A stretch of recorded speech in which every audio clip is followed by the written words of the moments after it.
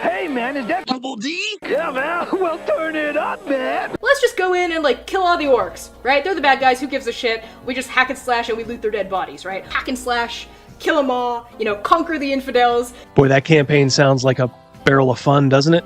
Somebody who's opening a refrigerator and leaning in, right, is the language of a woman.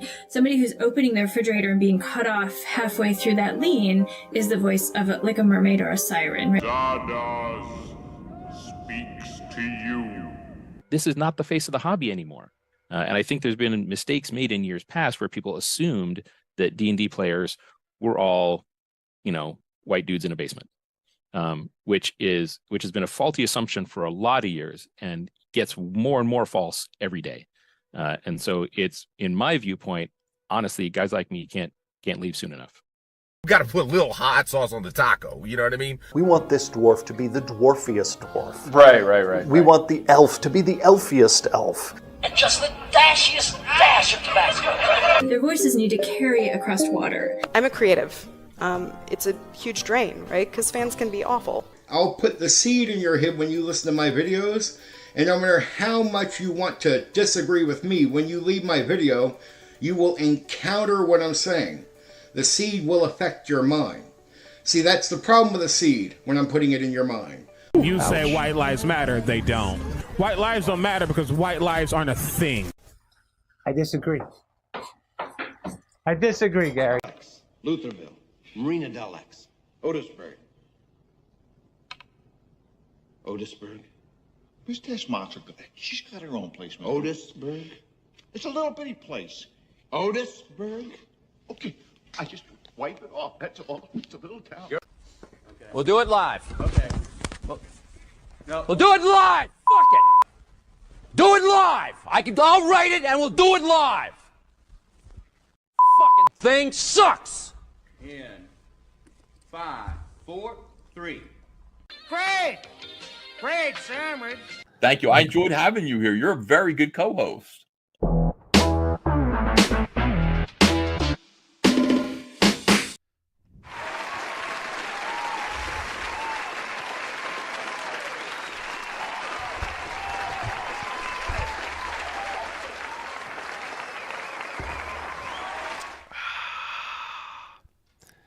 America's oldest brewery or something like that, right? That is correct. I felt like Ed McMahon right there. You are correct, sir. You are correct. How's everybody doing? Got a lively chat already. 37 strong right out of the gate. Better check your math, Double D. Me and Panther have a way higher count than that. Oh, cool. There we go. 37 million. Wait, we got something to highlight there already, I believe. Yep, Hungar. 2-month subscriber. A defender. Thank you so much, Hungar. Great to see you here, buddy. Thank you, as always, for repping Double D. We need some merch. Ooh, thinking of like a single hat. You know, so a lot of people overdo it, like with like the merch, I think. I'm thinking of maybe, you know, the updated logo like you see up in the corner here. And either, you know, black or white, you know, whatever. Maybe black on a white hat or white on a black hat. Refrigerator magnet. We got a super chat already. Oh, it's from Hungar. Hungar. I think Do you got the mouse over there, mouse? I have a mouse, but I was letting you drive. All right. Yeah, that's right. You let me ride. Hungar is the best YouTuber. That's right. Hey, if you guys haven't already, subscribe to Hungar's channel. If Cal is here, if you could put the link to Hungar's channel in the chat. Absolutely. Thank you so much. $2, Hungar. I hope you guys all had a great Halloween, trick or treat. 'Tis the season. I like it because of all the horror movies on. I don't know. I like horror movies. You know, I don't like gross out porn. You know, horror porn. But I like traditional movies. You know, our friend Pew Pew, we went over Saturday and saw a really good movie that I think we may dissect. Me and him, and maybe somebody else who wants to. And yeah, it was really good. Is that another one? No. I think that was the same one. Oh wait, no, it is. Yeah, It is Mercurius. Mercurius. Holy smokes. Boy, this guy wants in. Let him in. Yeah, He's man. knocking on a door. He's bringing sugar. for a razor blade, yeah. Has there ever been any instances of a razor blade being in someone's candy? I don't think there ever has. Not Well, around according here. to my cult fucking family, yeah. We weren't allowed to eat anything until my cousin Marge, who started this cult, would come down and inspect our candy. And when I said we weren't allowed to have any, I meant it. Like, we weren't allowed to have any candy until Marge came down. Dang. I still She's the can't believe candy how, inspector. How well adjusted you are. Like, honestly. It is amazing, yeah. The more I hear, the more I Gavin scratch my Morgan head, go, thinks I'm a "Holy cow." ticking time bomb. Large Marge. There's Cal Thank you, just Cal. threw it. Yeah, up thank there. you, Cal. Yeah, guys, give Hungar a quick subscribe. Make sure you come back here, though. My God, don't leave me. Don't leave me out Eric, here. it's my cult. Rogan, to the best of my knowledge, was not in a cult. I was not in a cult. No, That was my cult. The mouse grew up in a cult. Haven't you guys learned anything about Rogan's background? We've showed you movies he's in. Yeah. About the murder he almost committed. Eric might have just mistyped. Oh yeah. Well, our main subject, which we will get into in a few minutes, involves Gail Simone. It involves the sullying of Gary Gygax's reputation after death, which I find particularly loathsome by some fairly loathsome people. So we will get into that at our leisurely pace. No interview tonight, and it was great to have Alex McCrease on last. Oh yeah, last Wednesday. Mouse, you weren't here, but boy, he was a really good guest. I was listening in on my travel home from Cleveland, and he was a really good guest. One of the smartest guys. He's right up there with like Greg. Oh yeah, him and Greg, I think, are two peas in a pod as far as like intelligence goes. But his brother, on the other hand, that was the funniest thing. Eric Double D. Eric says no more interviews. He can't afford any more Kickstarters. I know, yeah. Well, I am very judicious about. I was just kind of peeking to see where he's at. 276,000, fantastic. 276 for Alex McCrease. Yeah. I understand, you guys. If you're on a budget, you do have to make choices. But if you notice, I don't shill everything. I have channel sponsors, that I like to. I'll run their channels, and look, a lot of people have disposable income, and they want to support folks on our end. So that's for that. But yeah, I don't feel like you have to support everything. But I can't get Kickstarter to accept my credit card. Really? Yeah, I will not accept it. I mean, I bought it a couple weeks ago on some guy in the corner, but no, seriously, I'm gonna have to give them a call or something. Go to, I guess they probably take PayPal. No, I didn't see that. I didn't see really? PayPal on there. No. Gary's first wife was a nice thing. Is that implying something about Gary's about Gail Gygax?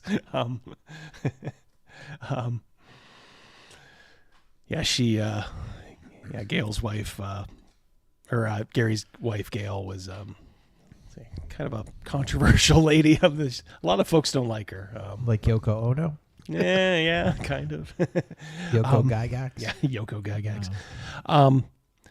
So I was thinking there's one thing I've never understood. Bing, bing, bing, in bing. Jeff Hatch. And I got a announcement for Jeff Hatch. I'm waiting till we get to our normal numbers, Jeff. Before I do that, I have an announcement for Jeff Hatch. No one would be playing these types of games without Gary Gygax. I think they hate because they can't create. As Snoop would say, he's ripping bars right there. Yeah. Damn. They hate because they can't create. Damn. Nicely said, Jeff. Thank you for the $5 super chat. Yeah. I'll have a quick announcement on Jeff's behalf in a few minutes here. But I saw something last night. I was watching some Italian horror movie, and this person did this in the movie, and it drives me crazy. When somebody dies in a horror movie, or any movie, don't you hate it when they do this? And they put their... And they close the eyes. Yeah. I looked over to Mrs. D. I said, that drives me crazy. Wouldn't you just take like 2 fingers and close the eyeballs? It's like they do this wash over the face. Yeah. And it's bothered me since I was a little kid. I'm Dramatic like, effect. Yeah, it's like, why do they do it for dramatic effect? I've never had to do that to somebody. So maybe somebody in the chat has had somebody pass away and they've had to do that little maneuver. But it seems like you'd only need the 2 fingers, right? I would think. It would seem like this is bad, but it would seem like that'd be a perfect opportunity to lick their eyeball. Oh my gosh, that's a running gag in our group. Yeah. Some knucklehead at our table said that he could lick people's eyeballs and they would never know. That was probably a good 15 years ago or more. Oh yeah. Yeah. And we still tease that person to this day. All right, so I'm going to put up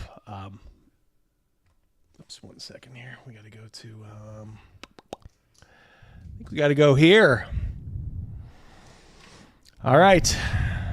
Here it is. I'm going to have to turn my camera off because I can't read this as it is. This is from our buddy Jeff Hatch. Is that Baaconda? Baaconda? 6. The Resurrection of Baaconda. Join my convention, co-runner Marcus and I, in beautiful Santa Clara for 2.5 days of gaming, camaraderie, and perhaps good food. I'll be bringing many games to run, and I encourage you all to book a room and join us, or at least just come for the day. So where is this? This is the Santa Clara Marriott out in CA, I believe, where we have Dundracon and Pacificon. Rates as low as $139 are available. Okay, links will be accompanying the flyer. So we'll have to figure out if there's somewhere you guys can go if you're interested, as far as like a website. If there is, Jeff, just have Cal posted in there. Now, this is going to be on November 20th at 6 p.m. to November 22nd.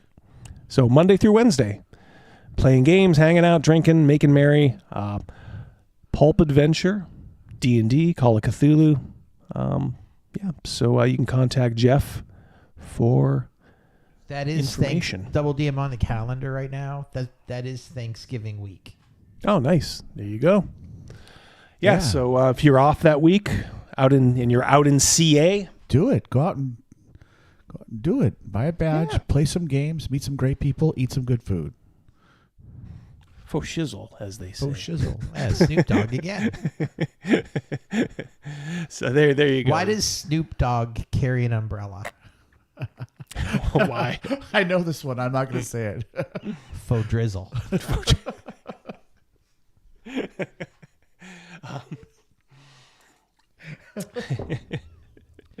All right, we got 64 in here. I think we can hazard our main story today, and got a couple of things. We'll see how it goes. Before we do that, let's do a quick shout out to the chat. You want to handle that, Mouse? Yeah, we have Jeff, John, Panther, Eric C's in here. I saw. Oh yeah, from before. Bleeker's in the house. I saw Charlotte earlier, but I haven't seen her lately. She my queen. She my queen. She my KWEN. Nix is in. Surly. Yep. Of course, Hungar's here. Yeah, Hungar. Ironcaster's in the house. I got to stream a little with Ironcaster about a week and a half ago or so. Cobenheiser, if I didn't say his name. Yep. Hungar says. Yeah. Mercurius. Mercurius is there. Oh, ever faithful Mercurius. Yep. I think thank you. Oh, you see who I see? Dr. Greg Gillespie. Oh, hey, Greg. How you doing? He snuck in there. Yeah, he did snuck right in there. Roll call. Sneaky. All right. Well, thank you very much, Surly. Yep. Panther. Yep. All you guys. Great to see you, as always. Thanks Couldn't for do this without you guys. Yep. Thanks for hanging out with us. Absolutely. 3 knuckleheads. Just having some fun. Just having some fun. Yeah. Just some good old boys. Oh, what a great... I love that show. I love the Duke Boys. Never meaning no harm. It's in Santa Clara, California, Cal says. Oh, yeah. Yep. I kind of figured the chat would know that, but yeah, just to... great group tonight. Yep, and like I said, if you guys haven't looked at Dragon Slayer, I believe it's still open. Greg can correct me if I'm wrong there, but I think the campaign is still open, even though it's... We had a question for Greg from a previous chat a couple weeks ago now. Someone wanted to know about the monk in his game. Remember, we were like highlighting the road. Oh yeah. Next time he's on, we'll get him on here pretty soon. He can delve into that and do it at a leisurely pace. Okay, 66 here. Million. All right, so this is gonna be a little inside baseball. I'm gonna try to explain it. You guys just relax, get a drink. But this is going to get some of you angry. It's probably going to get me angry. I don't ever want to be like, I don't ever want to have a clip like with Starfield. Remember the bald guy who ranted when Gavin was here? Never want to do that, but this pisses me off. Yeah, I think we mentioned that, and maybe they just want to, maybe any more details you can give out. So next time, save it for next time you're on, Greg. We'll have you on within the next month or so.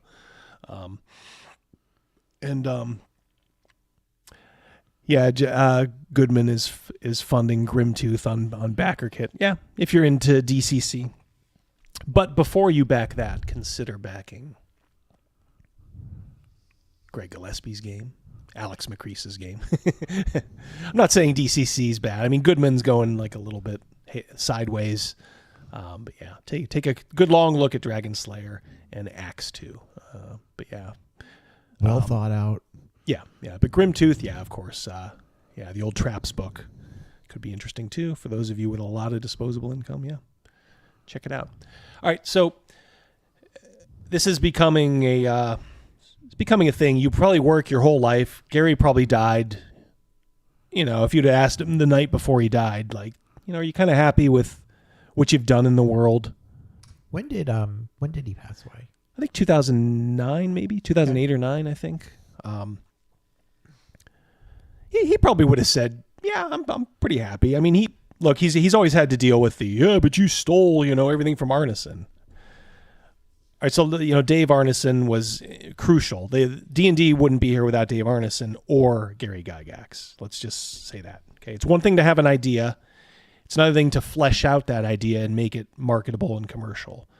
And and please don't act like people are acting like Gary Gygax didn't have an imagination. I mean, some of those crazy early modules, those are chock full of imagination. Oh, hell yeah. Yeah, so Gary had plenty of imagination. Him and Dave Arneson were cut from the same cloth. Okay, please, if you haven't already, watch Secrets of Blackmore by Griff. It's a wonderful documentary. 2 hours. You won't even know where it goes, but it just kind of details. It's mostly focused on Arneson. Where can you find that? Like YouTube? You can actually find it on Amazon Prime. I think there's like Vimeo. I think might be a better one for them if you can do it maybe that way. I think they get a bigger cut. But look, if you're just looking for ease and you're just like, well, I'm not going to get it if I can't get it on Amazon, then just go to Amazon Prime. Look for Secrets of Blackmore. My wife is not like a war gamer or anything. She's a role player, but she watches and does have like some wargaming stuff because that's the roots of role playing is Napoleonic wargaming. Plain and simple, no two ways about it. There's a direct link there. Yeah, so please, watch Secrets of Blackmore if you haven't already. But yeah, it kind of shows, and yeah, I mean, Dave Arneson, he was kind of the creative spark behind it, but it didn't take long for things to, start to get fleshed out, and Gary did a great job, bringing the game to the masses and putting his spin on it. So if, like I said, if before Gary died, he was probably like, yeah, I'm comfortable with my legacy. He had some regrets, I'm sure, about how he handled the business aspect of TSR. Putting Lorraine Williams in charge. He ended up putting in charge the person who was his eventual undoing. So, and he had a lot to be proud of. We wouldn't be having this conversation together without Gary Gygax. I mean, that's plain and simple, right? Oh, absolutely. Absolutely. I wholeheartedly agree with that. And all these ding-dongs who are playing 5e right now and, posting pictures of their Tabaxi Catboy character. I got news for you, too. You wouldn't be here without Gary Gygax. True story. So, as I think I pointed out before, Gary was... I'm not even going to half apologize. Like if you watch my video this week, that one guy who was kind of the link between Jessica Price and Margaret Weiss. I'm not going to half apologize. Gary was just a guy.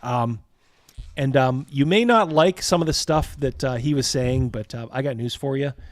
It's mostly true. So he posted this on EN World in his Q&A thread, which we've highlighted before. Let me go over here just a little so I can read it.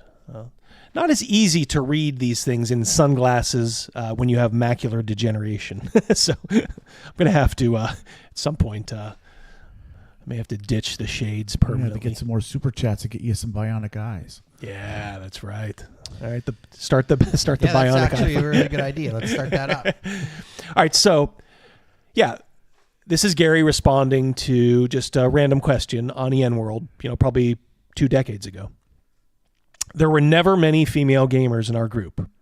My daughter Elise was one of the 2 original playtesters for the first draft of what became the D&D game, and both of her younger sisters played and lost interest in a few months, just as she did.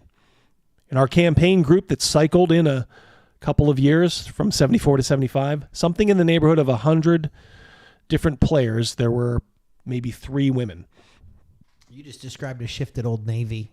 100 workers, 3 guys. Yeah. 90 supermodels. Now, here's the point of contention, and this will come up. Because Gary wasn't afraid, this is back when you weren't afraid to talk about this stuff. As a biological determinist, I'm positive that most females do not play RPGs. Now, he didn't say all, right? He said most females don't play RPGs because of a difference in brain function. They can play and here's the thing that pisses me off. Here he says it. They can play as well as males, but they do not achieve the same sense of satisfaction from playing. How could you read that and be insulted by that? You can't. Even if you're a woman, he's telling you, oh yeah, you guys can play the same as males, but there's not as many of you playing.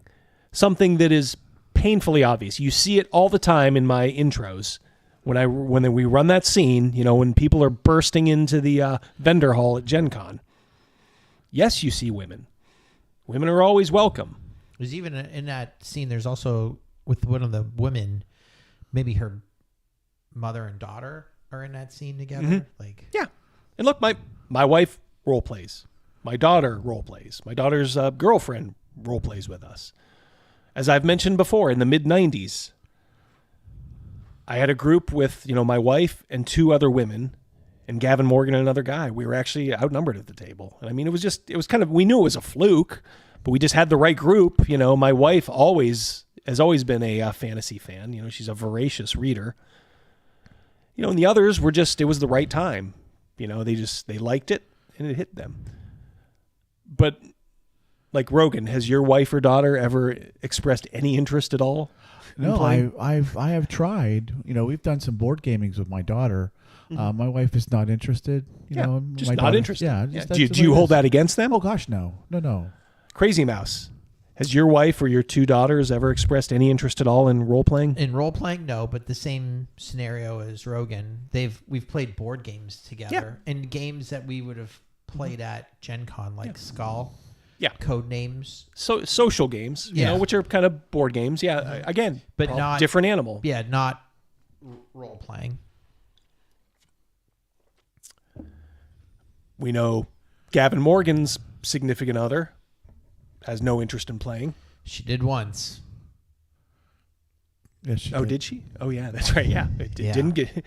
Oh yeah, that's right. Oh yeah, that's right. That was the superhero one. Yeah, it didn't go so well. Yeah, she tried once, and then that was it. Pretty fucking Tried? confused. You got to use them air quotes on that one. I don't know if she tried. Yeah, she tried to sabotage it. Yeah. I mean, and I think even she might even admit it these days. Nowadays, because this is like 15 years ago or whatever. Stern's wife didn't play.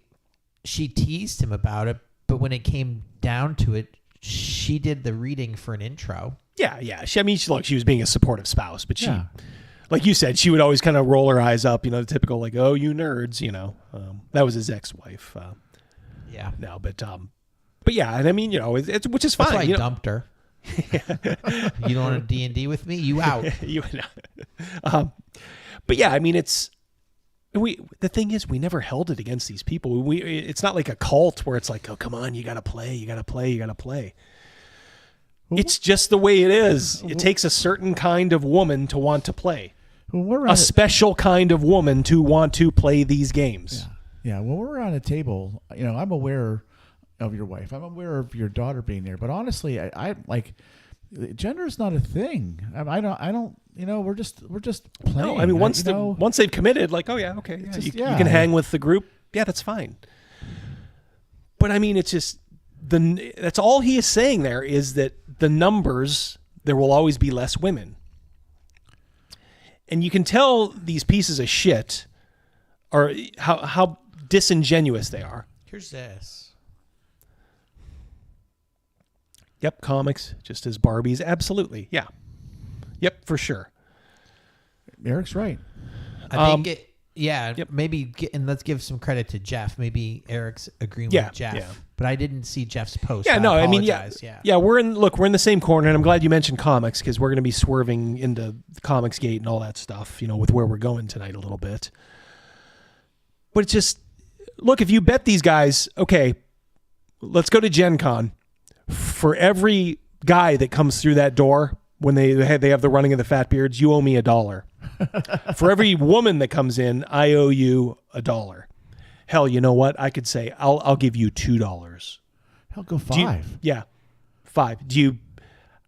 You can tell how disingenuous they are because they would not take that bet. Right. They would not take that bet. Because everybody knows, when you go to a convention, it's probably these days, it's probably 80 to 85% men still. And yeah, the women are more, and nobody has a problem with it because, well, I mean, I guess we have a problem because it's the type of women, but that they're attracting now. But still, at Gen Con, I did a chainmail dice bag thing, and I did something else as well. One of the first few years there, and like all the other gaming stuff was again predominantly men.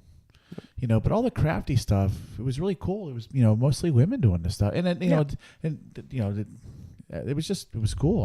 There's a lot of women who are kind of know how to make a little money off of it, but maybe aren't interested. That's great. Yeah. Hungar said he has $2. One likes it, one doesn't. That's, the one you're probably going to get that. If you have a couple of kids, one's going to probably lean a little bit more to dad. Maybe the other's going to lean a little bit more to mom. So yeah, until they get the car keys. Exactly, yeah. And that's probably why both of our kids are into gaming.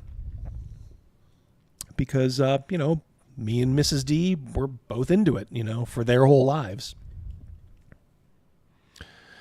He finishes up here. Keep in mind this is 20 years ago. This calls to mind when Lionel made pastel-colored trains and train cars to appeal to females. The effort bombed. The sets were recalled and redone as standard models. And those pastel ones that survived are actually rare collector's items. So much for this topic. And look, we already mentioned comics. Ethan has talked about it a lot, that oh, he was getting pressure when he worked at DC. His bosses would come in like, oh, just think about it. If we could just get more women, that's like 50% of the market. We could we think of all that untapped market. We have 50% more sales than we do now. It doesn't work like that. Right. And we've seen the disaster that has unfolded in the comics industry in the last, 6 or 7 years. The only thing that's keeping it afloat is, anime. Well, not anime, manga. Japan is just kind of taking over, where traditional superhero comics, once dominated. Right, and I'm sure if you were to do any of the animation companies or manga companies in Japan, I guess here there's probably not a lot of women doing that as well. I wouldn't think so, but I mean, here's the thing: they would just try to sell what is good entertainment. Yes, yeah. The way, even if you want to attract women, just be what you are. These idiots at Marvel and DC dumbed down, the comics. They, just made the men just insufferable, ladyboys. Look, that's what ComicsGate was founded on. So I'm sure there's a lot of crossover. I know there's a lot of, EVS fans here. So, Gary said he's a biological determinist. He just kind of thinks that, men and women think differently. Okay. And the reason some of these, idiots, they don't understand that is because a lot of them just aren't in normal relationships. But look, if you've been married to someone if you've been with someone for over 30 years, like I have, and you're there pretty much too, right, Rogan? Oh, yeah. And you got at least 20, right? Crazymouse? Married for 20 this year. Yep. Women together for 2 before that. So. Yeah. And despite your things that might be the same, women and men think a little differently about things. It's something you discover as you're going through life. It doesn't have to be a bad thing, okay? But to think, this is what they want you to think, that men and women are just, oh, come on, man, they're equal. Man, they're all the same. There's no differences. Bullshit.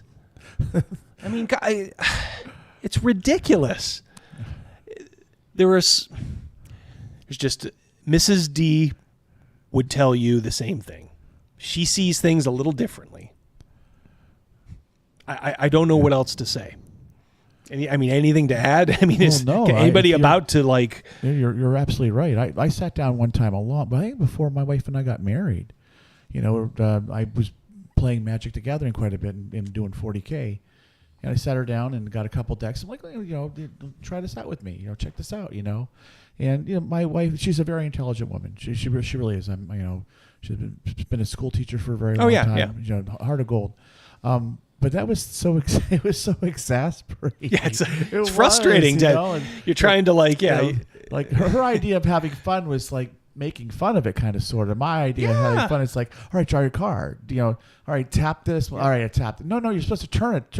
It was just, and our perspectives in regards to gaming and having fun came from 2 different places.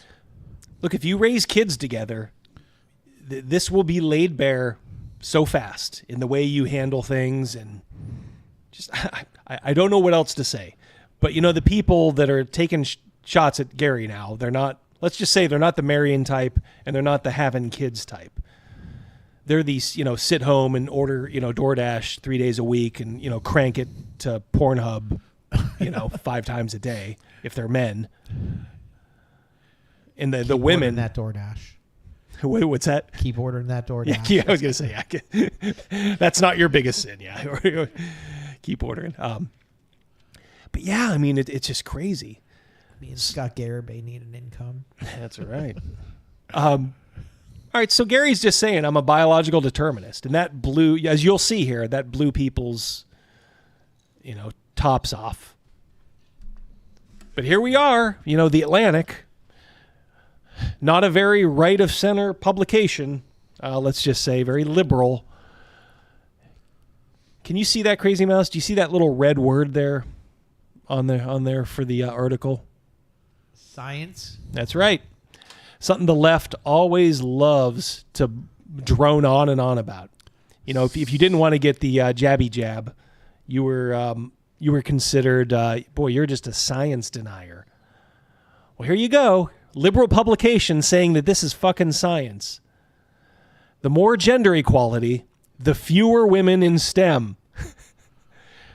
A new study explores a strange paradox. In countries that empower women, they are less likely to choose math and science professions, which means given to their own devices where they're not forced into anything, if they can just choose what they want, guess what careers women choose to go into?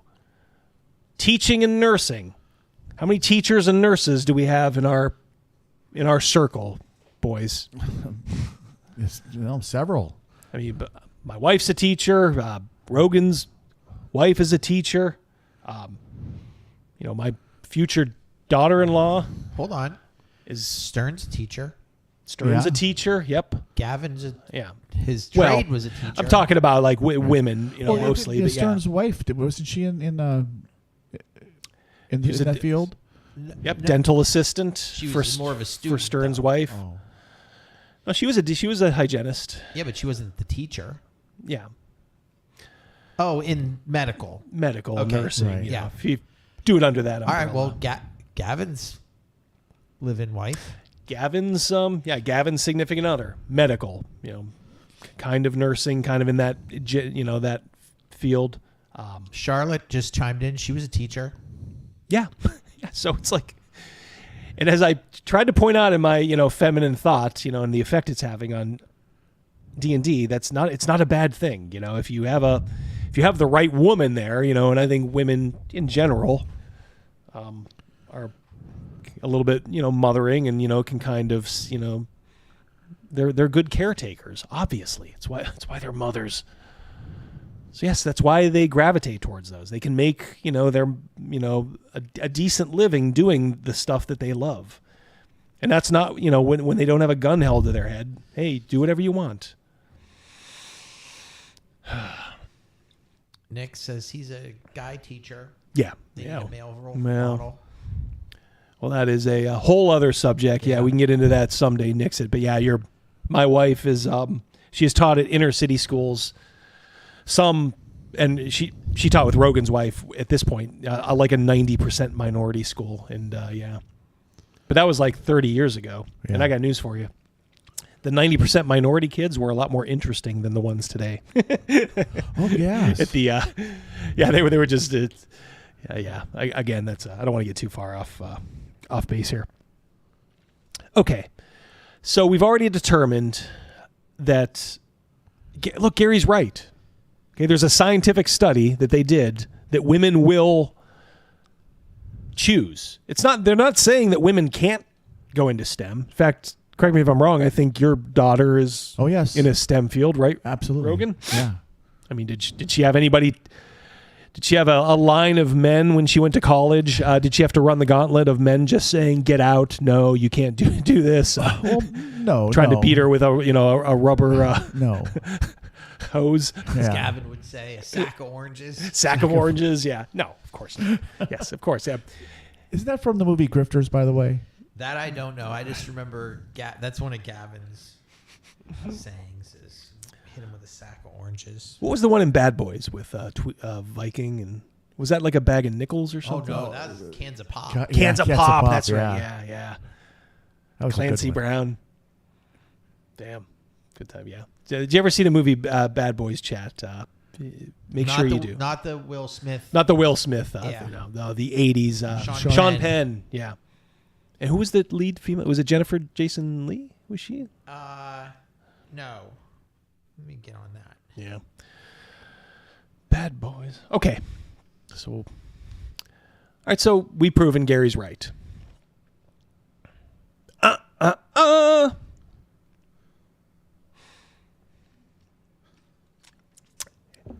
Everybody know who this is? She gives me a pretty creepy vibe right now. Yeah, it is Gail the Whale. Yeah, that's Gail Simone.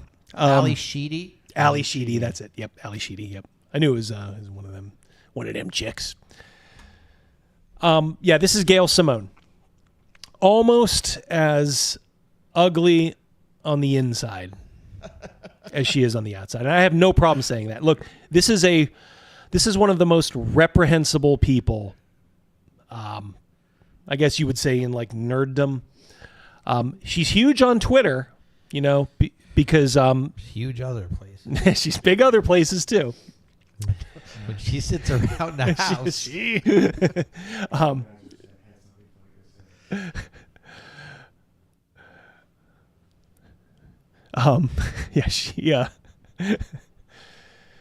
She has a ton of Twitter followers because she is good at the I guess I would say the harpoon. Yes. Nice. Yeah, she is the master of the whatever 240 character, burn. Having said that, it was not always the case. Let me see. One second here. Yeah, she was into comics. She took over comics for a little bit. Wait, is that her? That is her, yeah. How long ago? I'm going to guess if that was probably 60 pounds ago. 60 pounds ago, yes. Probably like February 28th is all I see. Yeah, that's probably like 5. We're talking 4 or 5 or 6 years ago now at this point. Maybe 4 or 5 years. Okay. All right, so this is Gail. She is big. She got big by complaining about the way men write comics. And she called to attention something that happened in the 90s. It was in a Green Lantern story where whoever the Green, it wasn't Hal, it was one of the other Green Lanterns that they had, came home and his girlfriend was dead, stuffed into her refrigerator. And she was just saying like... That was from a comic or the movie? Comic, yeah. And she was just saying like, boy, how convenient. You men, you just need to move your characters' storylines along. You got to put women in refrigerators. So it kind of became a thing. And this was in like the early days of the internet. Like maybe we're talking like 99, 2000. And the industry said, oh boy, maybe this person has a point. Let's give her a job. And I'm not saying, look, I haven't read a lot of Gail stuff. But from what I hear, she's not an untalented writer. She was talented, I should say. Charlotte says that was the Kyle Rayner Green Lantern. Yes, thank you, Charlotte. Yes, that was Kyle Rayner. I tried to click on it, but it wouldn't let me click over your... Well, it's showing up. It's just that this is over top. Oh, okay. So if you looked at the delayed stream, you'd see it there. So yeah, if you just want to do that and then give it like 5 seconds or 10 seconds, you can do that and then just get out of it. But yeah, she's not untalented. And, your boy Zach, Comics Matter with your boy Zach, he's always said that Gail had a lot of talent. Well, I mean, not a lot. She had some talent early on. But like so many people, look, 2015, 16 rolled around and then that was the end of the talent. Maybe a little earlier in her case. Now you can tell she's born and raised in Oregon. So that's already got one strike against her. Yeah, the women in refrigerators. She kind of bullied her way into the industry and then worked steadily for... We got a super chat. Yep. I'll put that up. She got big by eating all the food now. Yeah, she got big with a little bit of talent and by sheer gravity. Thank you, Hungar. $5 super chat. Thank you so much. So as you can tell, she worked early on, like Simpsons comics, stuff like that. And then she kind of moved in.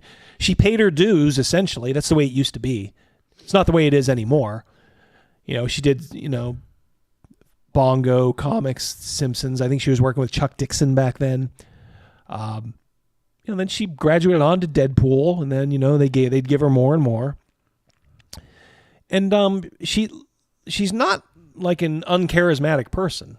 Like I said, she's a master of the 240 character, burn on Twitter. But leftism, she was always left, okay? But she would at least kind of like, your left friends, before Trump. They were kind of like normal. And then, of course, she wasn't normal anymore. And then when ComicsGate came around, she just kind of blew her lid. The fiery redhead. Yeah.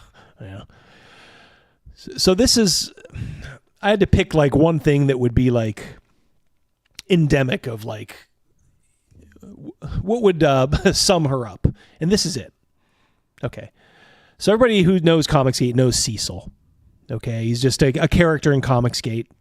Kind of a gadfly, not really a creator, although he is now. He did his own comic, but just kind of a personality. He would always go on streams, kind of a witty guy. Look, mostly everybody likes Cecil.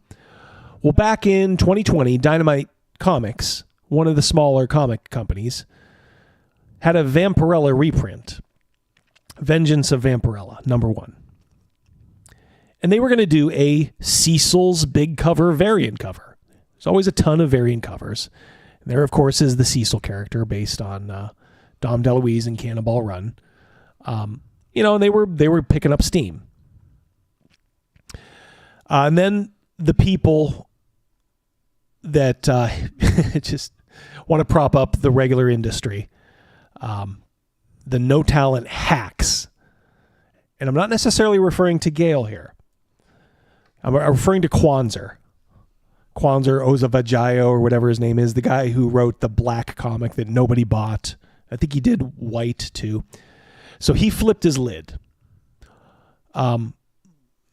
Imagine a militant black guy, when you're reading this. I'm saying this one, like Will Smith at the Oscars. Everyone in the comics industry who knew that Dynamite Entertainment is supporting ComicsGate needs to stop with the back channel, blind eye, fence-sitting bullshit because of associations with Nick Barucci or checks from this publisher. Nick Barucci is the president of Dynamite Comics. I'm not sure if he's the owner, but he's the guy in charge, or what at least was. So this guy Kwanzaa went on Twitter and would not stop. He's going around, blah, blah, blah. All right, well, so guess who was working at Dynamite at this time? Our old friend Gail. Ah. Yeah. So, this tweet here from Kwanzaa was directed right to Gail. Too many of y'all being mad quiet, acting funny and confused, because Gail said she was confused. Some think it's about effing politics. Others have a project with Dynamite and don't want to F with your money. Some of y'all secretly agree with these scumbags. Yeah, Kwanzaa is the biggest no-talent hack in comics today. Literally just a militant black guy. His big comic was black, and it was like, the conception was, what if there was a world where only black people got superpowers? That's his big idea. That was his big comic. So, needless to say, there was a time, and hopefully this time is coming to an end, when a no-talent bum, a piece of garbage, piece of human garbage like Kwanzaa could get people to listen to him. So what ended up happening is they had to shut it down. The variant cover Kickstarter with Cecil. Dynamite, this is from Nick, of course, writing this and speaking with Cecil. Neither one of us realized the cover would be so polarizing. Well, it was polarizing because you had one no-talent bum who has nothing better to do than sit on Twitter and bitch about successful people. That's all he does all the time. That's why you had to pull it. We discussed, and we're not moving forward with the cover. All right, so they got it yanked. That's awful. Yeah. All right, so as I said, Gail was working at Dynamite. Well, she was. So this tells you the kind of person that Gail Simone is. Former Red Sonja writer, I think Dynamite had Red Sonja, Gail Simone, that must have been what she was doing over there, announced she will no longer work with Dynamite Comics. This is post this whole all fallout. Simone had been publicly pressured into making a statement by black writer that works on both levels. Black is the name of his comic, and he is black. Like I said, he's a militant black guy. Think of the, do you remember what's his name's character? I think Chris Rock's character from the Kevin Smith movies. You know, the militant black comics guy. Yeah, it's I was Kwanzaa. picturing Forrest Gump. Sorry, I ruined your Black Panther party. This guy is something else. Crazymouse. He's been kind of quiet lately because I think people are just kind of realizing, like, I think he came out because he did this black a few years back, and they were like, "Oh, this guy's, you know, he's doing stuff." He hasn't really done anything since, and people are finally like, "Oh, you know, maybe the idea for this comic is, a little retarded. Only black people getting superpowers." Raven said that wasn't Chris Rock. Yeah, who was that? Somebody will do it, or somebody will know it. Shaka Luther King. All right, so just kind of he's just kind of rehashing it. This is from Bounding into Comics, good site.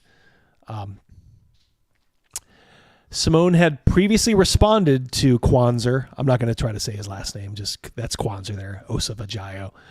I'm not being silent for career reasons. I'm not being silent at all. I'm taking a minute to process something personally very disappointing and sad. That's when he said, like, you all need to process your emotions and shit. Blah, blah, blah, blah, blah. So that's her tweet. All right. So she got publicly pressured by Kwanzaa, and just listen to these tweets. All right, I promised I'd talk about Dynamite. This sucks. I'd rather not. It's extremely unpleasant and draining. I didn't post much earlier because the whole thing blows. I know a lot of people were angry at me for not jumping on this by their timeline. She's talking to Kwanzaa there directly. But I say again, sometimes it takes me a while to fully articulate my feelings. It just does. Now, if she had a real backbone, she'd have said, fuck you, Kwanzaa. I mean, she legitimately could say, like, I actually have a modicum of talent. Right. You are a do-nothing sack of crap. Because that's exactly what Kwanzaa is. You know, say what you want about Gail, but, you know, at least she does have, you know, some of the bona fides. You know, she worked in the industry for a while. And to me, this is just so loathsome. This is a morass for me. Because I considered the guy running Dynamite to be not just a publisher, we're talking about Nick Barucci here, not just a friend, but damn near family. I don't have a lot of biological family, so having a guy you really trust, that you really like, it's like having a brother.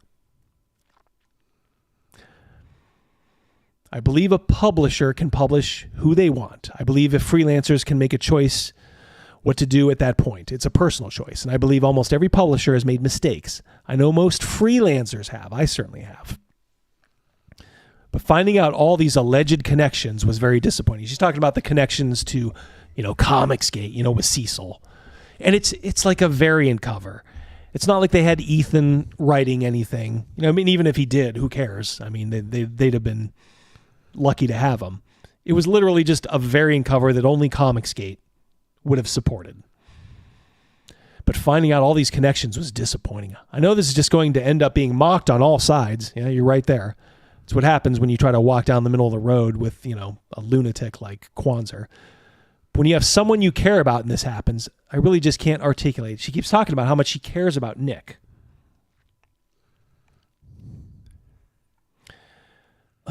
This is what really got me. There's two things going on. The public and the personal. The public thing is what it is. The personal is that this was a publisher I liked. She already said he was practically family.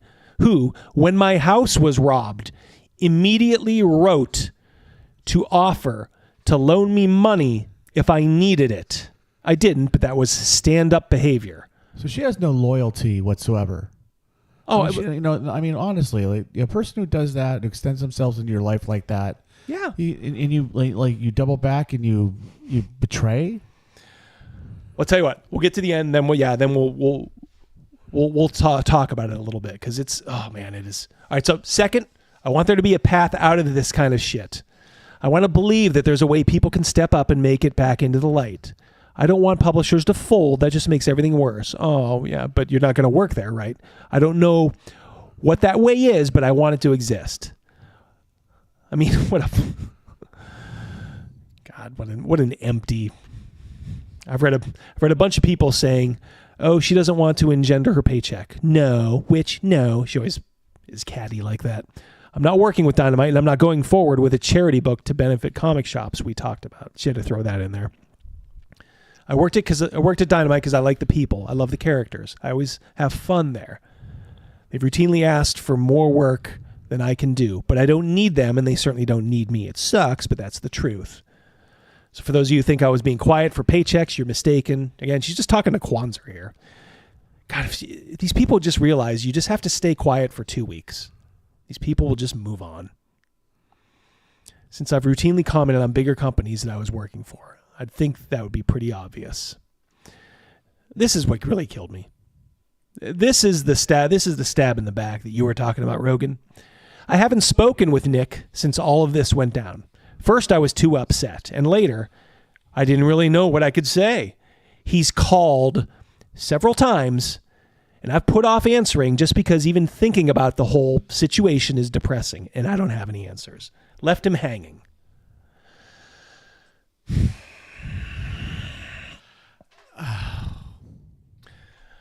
Left a family practically hanging who tried to reach out to her and, probably wanted to make it right, or at least, maybe just wanted to say like, hey, no hard feelings, or, I understand, let's agree to at least have contact. But this sack of crap, Gail Simone, who will always unleash, when she finds someone, if she ever found out about this video, she would try to unleash her hordes, over on me. That's the kind of person she is. She is one of the most reprehensible. I hope you're listening, Gail, because I want to look right into the camera and say this. You are a piece of human garbage, Gail. You are an absolute sack of garbage. No loyalty, no honor. Honestly, yeah. Anyone that that saddles up with this person and makes a deal is making a deal with, with the devil. He's looking for betrayal. Eric C has a question. I think it's genuine too. Posted on her timeline. No, guys, don't do anything to poke her. Leave her okay. alone. Leave her alone. Don't do that. It's going to probably happen anyway, but I just want to tell her what I think, because I'm building up to something here. I mean, look, she was this way before. In fact, I actually had a small run-in with her for something. It's funny because at the time she's like, "You're not doing so well on YouTube." It was like 6 months after I had my channel, and I already had almost as many subscribers as her YouTube channel. Now I've like blown by her. Now, granted, she hasn't posted to her channel in a while. Maybe we'll watch one of her videos. But it's kind of funny, yeah. Here she is, just kind of pandering. She does this kind of stuff too. I'm not writing any more comics without LGBTQ and POC characters, period. What's it's weird. POC? People of color. It's weird we have to even make that declaration. Well, why would we need to know someone's sexuality if you're just telling, like, just say a normal story, that doesn't involve somebody's significant other? Or right. You don't. It reminds me in the sports world when they talk about black quarterbacks. Yeah. Like you always have to announce like, yeah, we have a black quarterback. They're just a quarterback. Yeah. Yeah, especially nowadays. Yeah. Mm-hmm. It was a big thing, back, when. But yeah, they would trumpet it, and it's like, dude, if they can play, they can play, All right. So here it is, the reason for the season. Out of nowhere, this is just October 21st. Gary Gygax. Now, she is referring back to that initial thing that Gary said that I showed you. Gary Gygax. Women don't want to play D&D. Every woman who played in one of my games quit after like the 5th time I threw a rock at her head. I think their brains are different or something, like squirrely somehow. Otherwise, they would like me so much. just wow. Something to just a badly written tweet for one, Gail. Gail, you're losing your touch, girl. You're losing your 250. What did you say, 240? yeah. It's what it used to be. Yeah, they've expanded it now. You can make longer tweets, but yeah, she should have put some quotes around there. But then at the end, she went back into just wow. All right, so she is putting words, building a straw man out of what Gary actually said. We saw what Gary said. He just said that, women can play. The women that choose to play as well as any man. It's just that fewer women choose to play. Do you want me to show you the video of the fat beards coming out? I mean, you'll see it you saw it in the intro. You'll see it at the end, when I rerun it. Just count the women and count the men, if you can. If you can keep track of all the men, You can't. You're probably like Rain Man. You're autistic like Rain Man. Yeah, with the toothpicks. So here it is. Out of the blue. And I hate it because he's not here. And they're doing it because, Ernie Gygax, he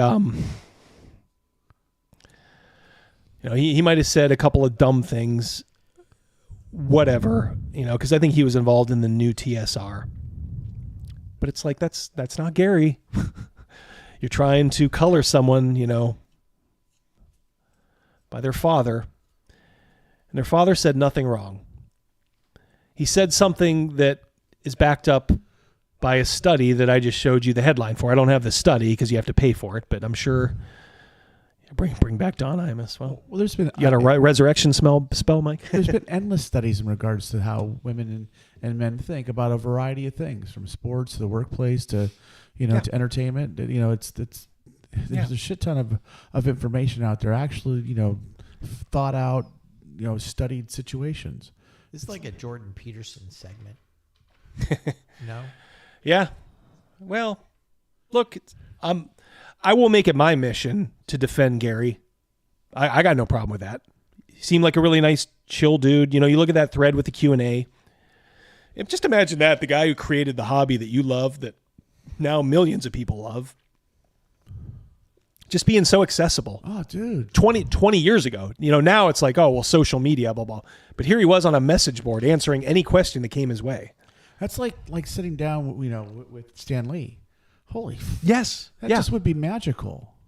God bless you, Stan Lee. I miss you terribly. Yeah. But yeah, it would be amazing.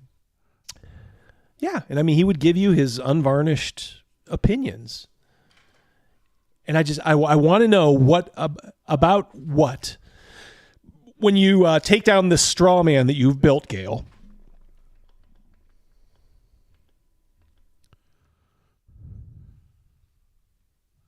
What has he said here? He's telling you facts, for one, that he had about 100 guys and 3 were females. He'd have no reason to lie there, because he was just telling you that his two daughters, played. And, ended up quitting. And he comes right out and says... 3 daughters. Yeah, I'm sorry, 3 daughters, yes. Thank you. Yeah. And he's being honest and saying, look, I'm a biological determinist. I'm positive that most females don't play RPGs because of their difference in brain function. He's not saying you're dumber. He's just saying it's different. As proven by this study. The women that go into STEM are probably, obviously, as smart as the men that go in. It's just that fewer choose to go in. That's all he's saying. Here's the line right here, Gail. You pig. They can play as well as males, but they do not achieve the same sense of satisfaction from playing. There you go. How's that controversial? I don't know. It's people like her, and we see it all the time. When confronted with the actual words, they read what they want out of it. They're not reading, they're not reading the actual words. They're purely, the brain is agenda driven. So they're looking at it, and the words are coming into the mind completely the way they think it's supposed to. Correct. Yeah. And look, Twitter has broken her brain. Okay. She used to be busy and a little bit talented. Now, if you look at that, if I showed you what she's been doing recently, she hadn't done shit in like the last 6 or 7, maybe 10 years.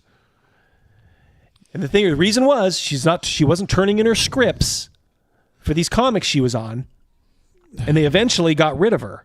Now they had to find a way to do it, in a delicate way, because she already at one time sicked her 100,000 followers on DC, and they had to pull back and apologize. But she's too lazy because, if you're not blocked by her already, she's got quite a few tweets. That's all she does is she sits on Twitter and tweets all day long. She's addicted. When does she have time to tweet when she's working at Joanna Fabrics? Yeah, she does look like a Joanna Fabrics. And for the record, I expect her to be laying that out on that big table. Like, how many yards do you want? It's a store I do frequently go to. I go to Hobby Lobby to get my stuff. But yeah,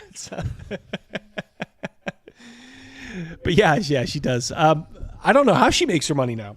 She must get some royalties. Like, I'm sure when like Birds of Prey and that came out, she probably got a nice little check from that. Well, she's probably got a blue collar husband that busts his ass to keep a roof over the head. Rocket Dad or whatever she calls it. She calls her husband. Help me out here, chat. If you know about Gail. She calls her husband like Rocket something. Oh, Rocket really? Guy or something. Rocket Man. I don't know. He's oh, God. But it's like, if anything, it's his opinion. And you can say that his opinion is backed up by quite a bit of fact. She sells her plasma. Yeah. Pocket Rocket says long shot. How you doing, long shot? Red Rocket, yeah. God, there's got to be somebody here has to know. She referred to her husband as Rocket something. I'm looking it up right now. Favorite song is Rocket Man. Yeah, maybe that's maybe that's it. Mercurius, been a member for, oh my God, has it been half a year? Knocking on the outer periphery of the inner circle. I'm gonna make this declaration now, Mercurius. You are now knocking on the inner periphery. How do I want to say this? The inner periphery of the inner circle. Wow, that's a lot of words, a lot of syllables. Yeah, yeah. But I gotta get him in. Yeah. Well, not in. He's not in. He's in the inner periphery of the inner circle. So congratulations. Another step closer. That's right. Move along on.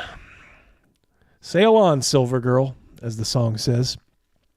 No, seriously, thank you, Mercurius, for being a channel member, supporting the channel. I have something planned. I've told these guys about it that I'm working on right now. Hopefully you guys will like it. It's along the lines of the Dio thing. So that's all I'm going to say. I'll tease it that way. It's going to involve some green screen and some costumes and stuff. So she eats because she's unhappy, and she's unhappy because she eats. Yeah, exactly. Yep. True story. And normally look, it's low hanging fruit, obviously. It's unfair. And look, I take it because she's immediately going to say like, oh, look at that old guy. Yes, I'm over 50. Yeah. Well over the hill. So, who gives a shit? So if you're going to be like that, and she is like that a lot. Speaking of over the hill, I was on a delivery. I had to pick up a prescription from a pharmacy because that's one of the gigs that I do. And the customer in front of me, when he said his name, it sounded familiar. And I went to grade school with this person, and we looked nothing alike, age-wise. And when I pointed him out to my son, Derek Mouse, I said, would you believe that him and I are the same age? And Derek's like, that old guy. And I said, yeah. And Derek said, you look really good for your age. And I was like, thank you, my man. Yeah. I appreciate that. But Double D, I'll tell you who it was off camera because I think he went to your high school. Yeah, Oh, okay, yeah. Yeah, I've seen that too. Look, I've been blessed a little bit, by just trying to moderately keep in shape, although it's getting harder over the My years. mom told me that she thinks I'm losing weight. And I said, that's because we have no groceries in the house. Her cholesterol test came back as 10W3. That is funny. Yeah. So go ahead, Gail. Send your 100,000 followers. These are broad shoulders. Yes, we're all old men, but we can make fun of your fat, miserable ass. And as I said, you are not nearly as ugly on the outside as you are on the inside. Well, I have to say this. Okay, so you got yourself involved in comics because she had some talent at once upon a time. Mm-hmm. But I've been reading comics probably longer than she's been alive. Yeah, she's older than you might think. Oh, really? But yeah, but she's No, I don't doubt. No, I don't doubt the facts of that statement. But yeah, I think she's about as old as we are. Oh, really? Yeah. Well, yeah. I've been familiar with comics way longer than she has. But tiny bit younger than us. You think? I'm looking it up.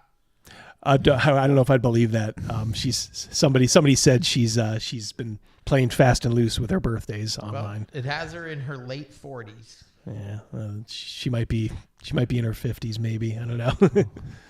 Zach thinks so. Your boy Zach thinks she's older than she leads on. So is that like Jabba the Hutt years? It's Hutt years. It's got her born in 1974. I'm looking at a copy of her birth certificate. All right, well. No, you're not. Don't do that. No. Then they'll accuse me of like doxing you. Right here, everybody. Yeah. So it doesn't matter. Yeah, it doesn't matter. Yeah, it doesn't matter. Yes. No, Gail, we're not doxing you. What do these numbers mean? 202-6. Oh, that's her social. Never mind.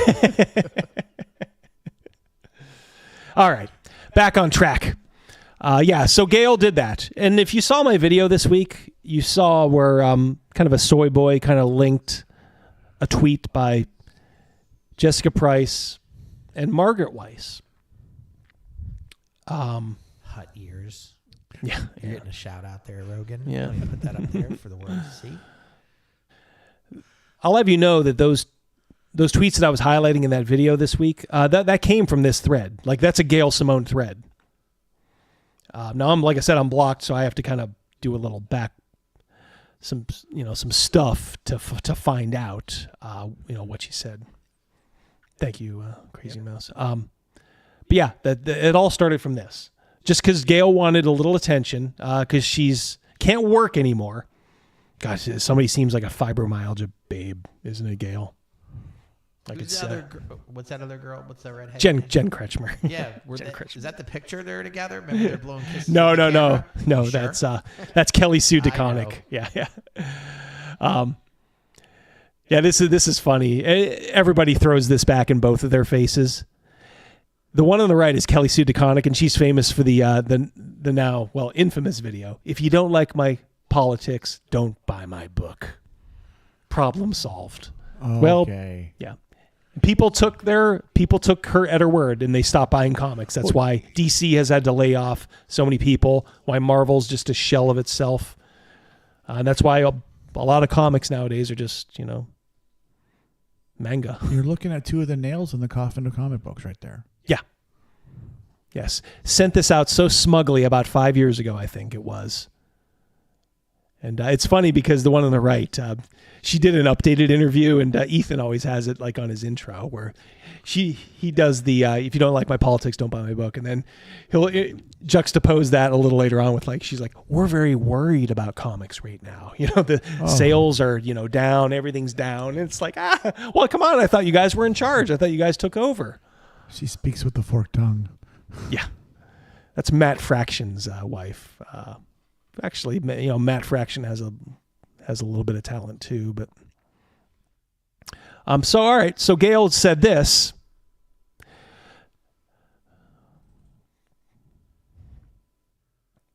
Yeah, the one on the left.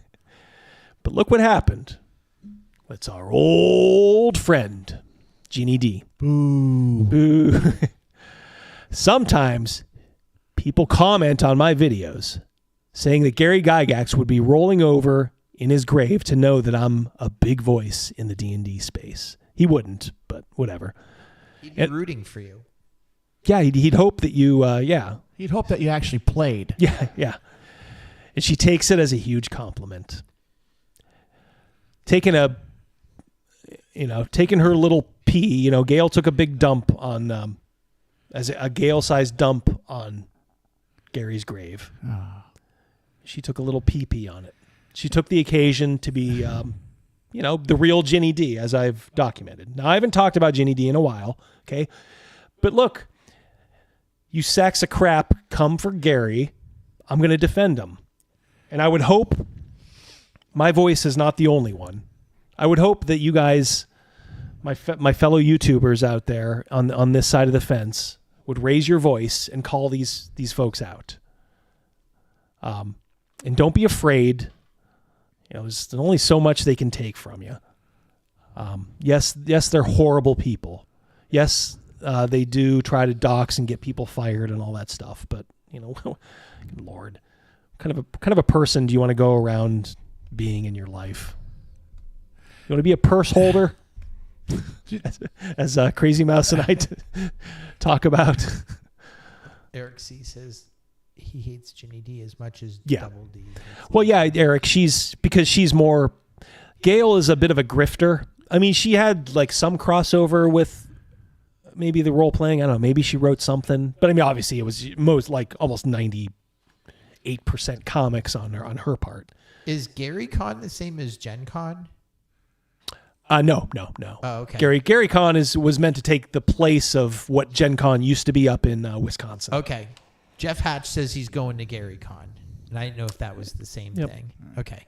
Well, Jenny D to me is go to VentureCon to Dungeons and Dragons as cheerleaders are to professional sports. They're supposed to look good and occasionally get nailed by an athlete. I'm just saying. I mean, you said look good, right? All right. That's how Ginny. That's it. Yeah.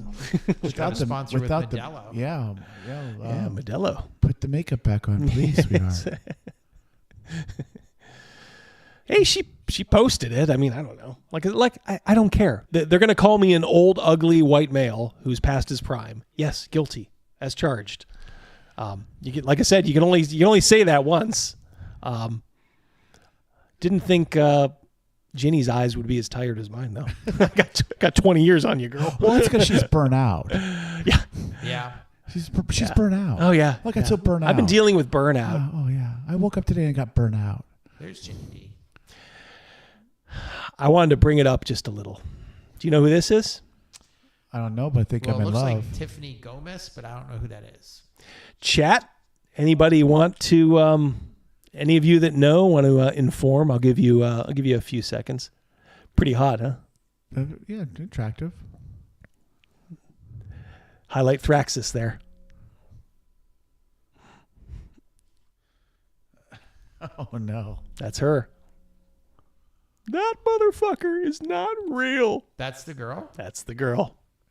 She had quite the meltdown, man. She did. She's handling it well. Yeah. She got she went from a couple hundred on Twitter to she's got 140,000 now. Yeah, she came out, did a quick apology, just said, she's never come out and said what she saw. I don't know if she's just going to keep that. She's a Texas gal. She's rooting for the Rangers. His eyes blinked side. All that's speculation. Yeah. She's never come out and said. She saw a V. Yeah, she saw a V. That's a lot of people are speculating. I saw a video. Someone had supposedly a video from inside the plane showing someone sitting there, and then a second later they weren't sitting there. It was kind of fuzzy, and this person was adamant that she really saw something. And yeah, you got to watch it. There's been a lot of shenanigans around those videos. But yeah, holy smokes. A pretty lady. Yeah. I think she said, she's a marketing. She's kind of, late 30s. At least she didn't freak out on some Germans in a subway. Yeah, that's true. You see that one? No. Oh, this drunk lady goes off on this I don't recall what city it was, and the boyfriend's trying to calm her down. Oh, and really? These guys, and they're visiting from Germany, I believe it was, just 5 or 6 young men, and she just goes off, telling them to go back to your country, and the boyfriend's trying to wrangle her around, and she got, I think she lost her job, You know, she Jeez. just went like full racist. Like, how do you do that? Not nearly as attractive as this woman right here. Yeah, at least her meltdown was sanctioned. Yeah. Well, if a guy, it's- that was real life V, sure. There's like there's V's out there. I've talked about them. Like, do you remember probably she was in her 50s and 60s. You know, she looked like she drove a Subaru or something. But like after Trump was in office, like she went ape shit on a plane and started she saw some guy had like a MAGA hat on and she just wouldn't let him go. Yeah. She was just like, blah, blah, blah. And you're on another thing, bro. And she had this poor husband there he just looked like he's just waiting to die. Like a lot of those guys who are married to women like that, he just didn't say anything. He wasn't like supporting her, but wasn't like telling her to shut up. He was just kind of like, you know, just waiting to die. Thank God I have my lawyer on speed dial. Yeah, no, those days were long over for that guy. Yeah, he knows he's in it for the long haul now, and it's just like this is just a Tuesday? Yeah, it's just Tuesday. The dude's waiting to die. That's a shame.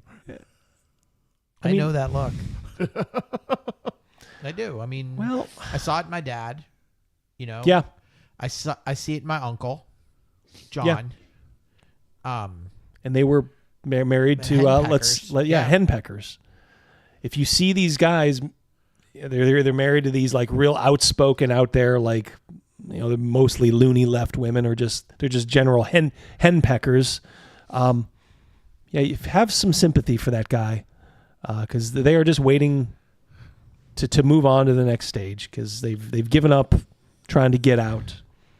Now they're just secretly hoping, like, God, I hope she gets a boyfriend so she can leave. Yeah.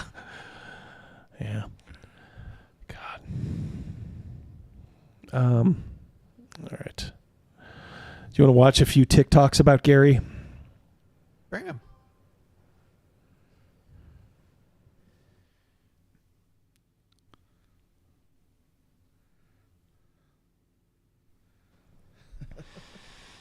These were pissing me off too. I like this guy. Yes, I'm sorry, my glasses are off, my hair is a mess, I was in bed. What hair? But I saw this, and I had to say, yes, absolutely, he did. Women in first edition Dungeons & Dragons, if you played as a woman, you had a lower maximum strength score than if you played a male character. 3 years before his death, he posted online on what looks like a Usenet forum. You can just, if you Google Gary Gygax native, he said that Colonel John Milton Chivington, who, if you know anything about U.S. history, or if you know deep things about U.S. history, you know that he scalped Native Americans pretty actively, and had a lot of very racist anti-Native American things to say. He said that guy would have been lawful good. So, yeah.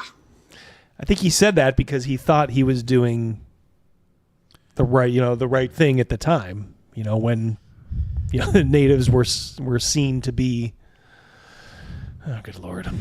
Well, I mean, we can go back, like, let's pick Custard. Now so long after Custard's passing, he's been certainly demonized, moral or immoral, whatever it was. But back then, to make it safe for people, for that movement of the Europeans, they did some shit. So yeah, I mean, lawful good doesn't mean doesn't mean that you're a saint. Exactly. I mean, look, there's a war going on. There's a border war. You had two sides fighting.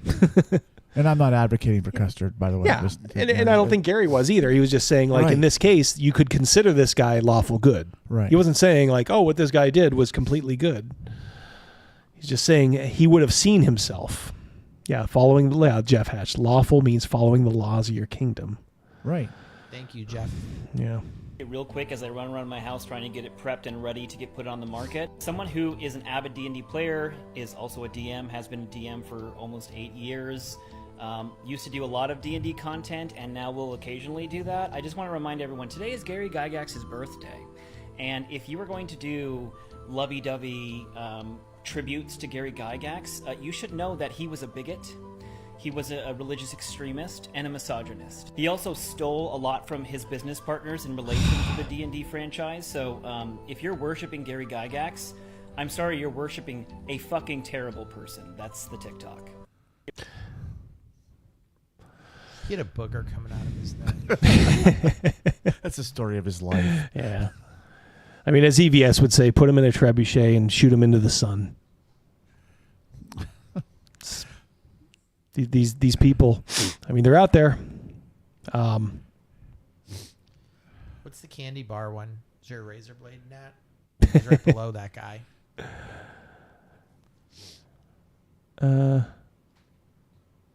I don't know if that's some of these are just Gary, so it may not be specifically Gary Gygax. Oh wait, I think this guy is. Yep. Now that this whole thing with TSR has died down and Ernie Gygax can go back to living under whatever rock he came from, let's talk a little bit about his father and why this whole thing with Ernie might not be that unexpected. So if you're not aware, Gary Gygax was one of the original creators and designers of Dungeons & Dragons and one of the founders of TSR, the company that published the game. If Gary was a little older or maybe a little less technologically adept, that might be where his reputation ends. But Gary gave interviews, Gary posted on message boards. We have Gary Gygax's thoughts and opinions directly from him, and a lot of those opinions suck. In our campaign group that cycled through in a couple of years something in the neighborhood of 100 or so different players, there were perhaps 3 females. As a biological determinist, I am positive... What's so bad about... We've been through it before. What do you find objectionable? That's like the same post that you just It read. is. It's the exact same. That most females do not play... What does a biological RPGs? determinist mean? I think Gary was just saying that, like, men and women think a little differently about things. Right. Because of a difference in brain function. They can play as well as males, but they do not achieve the same sense of satisfaction from playing. In short, there is no special game that will attract females other than LARPing, which is more socialization and theatrics than gaming, and it is a waste of time and effort to attempt such a thing. I hope I don't have to tell you why that opinion fucking sucks. What did you not like about it? That women can play just as good as men? You didn't like that? What, you think women can't play as good as men? Because that's what he said in black and white there.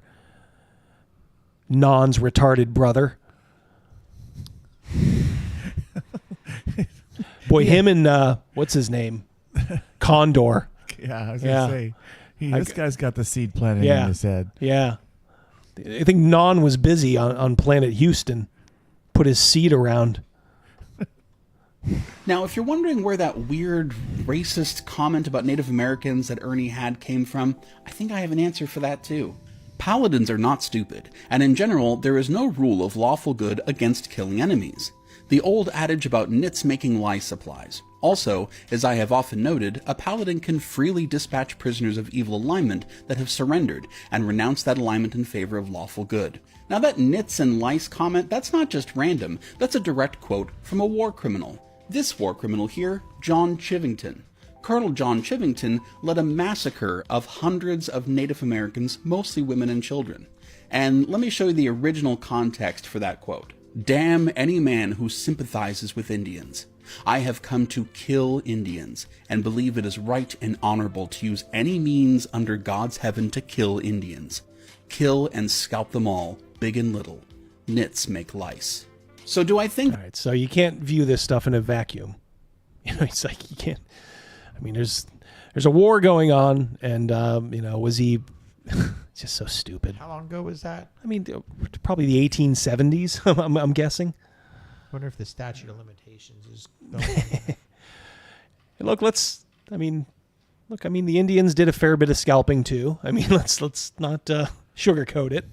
They were fighting for their land, and we were fighting to move out. I'm not saying one was inherently better than the other. It's just sometimes the way of things. So, well, the history is fact right there. Yep. Hold on, Double D. Yep. No, go ahead. I was trying to click on. It's gone now. It said like someone in 2023. Yeah. Judging a man from. Yeah. Yeah. Yes. Yep. Thraxis. Yeah. Exactly. Stop spitting facts. Yeah. Jiminy Christmas. So it's like I hate it. What the hell are you talking about? Oh, that's funny. Yeah, it's real funny. Oh my God. I mean, granted, this is TikTok. This is the sewer of humanity. It is the scrape on the bottom of the bucket. See if we can get one more here.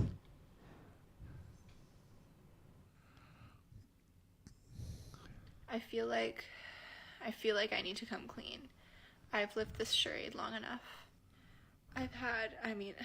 This has been happening ever since I was little, and I've never told anyone about it. You're all gonna think I'm crazy. The ghost, his ghost, Gary. He's lived in my head since I was 4 years old. I mean, why do you think I started playing Dungeons and Dragons at such a young age? He wouldn't let me do anything else. He wouldn't let me avoid it.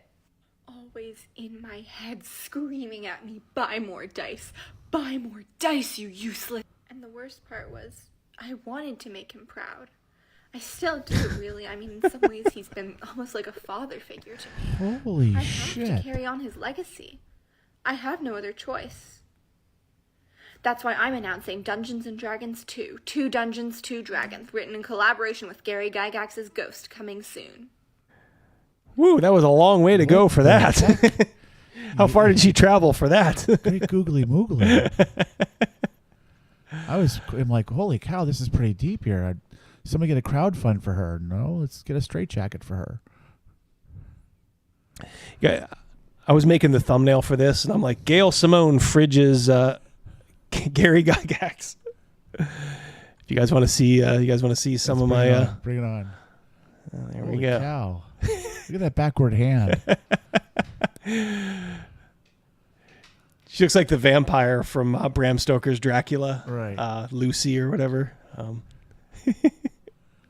Wow. That's just mean. Apparently they think Gary's an amputee, maybe. Oh no, wait, that's just a very short leg. Got Gary, or they got Gail looking a little thick there. I mean, not horribly thick. Maybe. Wow.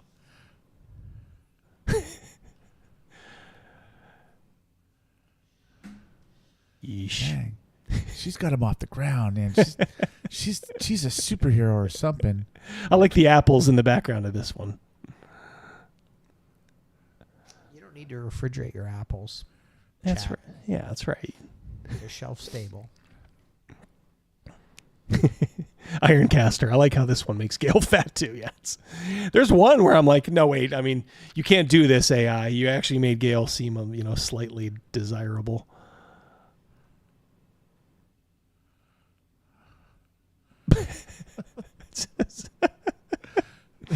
She had her arm firmly planted into his chest, ripping out his heart.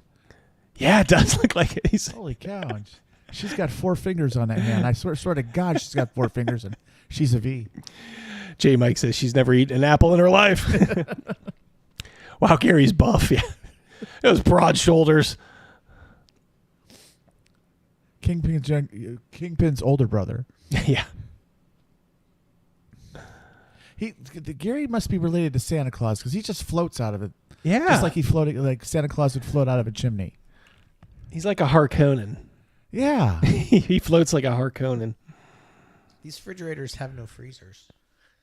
Yeah, well, when you're fridging people, those freezers just get in the way. Wow, look at that. Look at that. Looks like she's going to eat them. This one was brought to you by Rob Liefeld. Yeah, exactly. Look at the hands. Look at the feet. Holy smokes. Don't look at the feet. Yeah, I was going to say that's.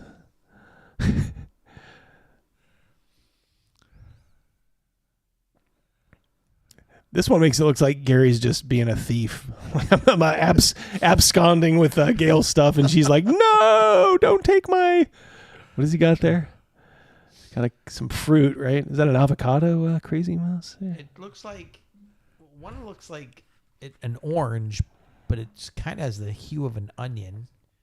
And the one on top of that, I don't know if that's a light avocado. It could be a green pepper.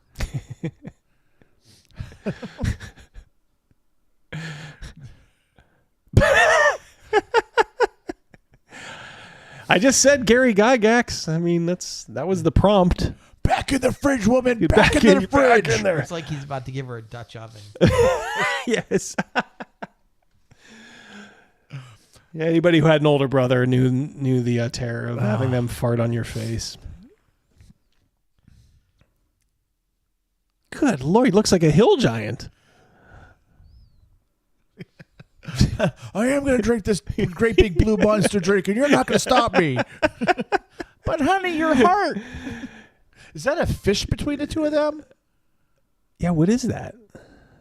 I bet you that's a fish. Don't drink the monster. Eat the fish. I'm gonna load some more here. That was the fish. Holy cow! She grew. Has he got two different colored legs? Yeah. All right. Here's another one. So somebody emailed this to me. It might have been, can't remember, Charles maybe. Forgive me if you're in the chat. Announce yourself. But yeah, he's like, hey, Double D, check out this.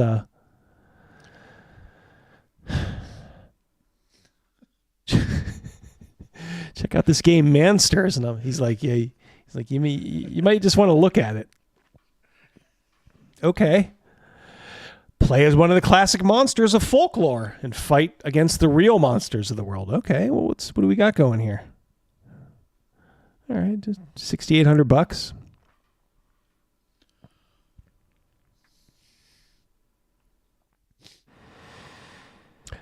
The players are called to take on the role of one of the classic monsters of contemporary and not so contemporary folklore. They will step in the shoes of a vampire, a werewolf, a mummy, and more, living through depression and in search of its identity. These monsters, which in their efforts to restore balance to the world, to feel useful to man and to society, make an unprecedented decision to help humans get rid of the true monsters of the world, evil people. A horror satire game about monsters fighting capitalism. Huh? Yep. Why? I mean, look at the components here. Don't look half bad.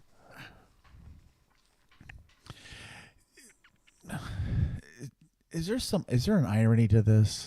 I don't know. Let me know if you find it. You know, the monsters that fight capitalism, blah blah blah. Here, buy my product. Yeah, he's got the A for anarchy there. Okay. I mean, if you're against, give it away for free. Yeah, exactly. What are you doing on Kickstarter there, Tiger? He's from Greece, I think.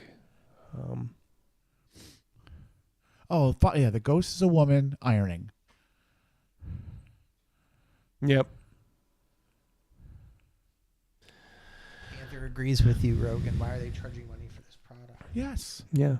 Basically, I'm a werewolf. I transform for the first time at 23. Why does he write it in like this kind of a script? He never spoke to me again. He's got a he lisp. took it personally, I guess. Poor werewolf. Yeah. Poor werewolf's got a lisp. Oh my God. I always found it hard to frighten people, but think lately that I've become a nightmare for the first time.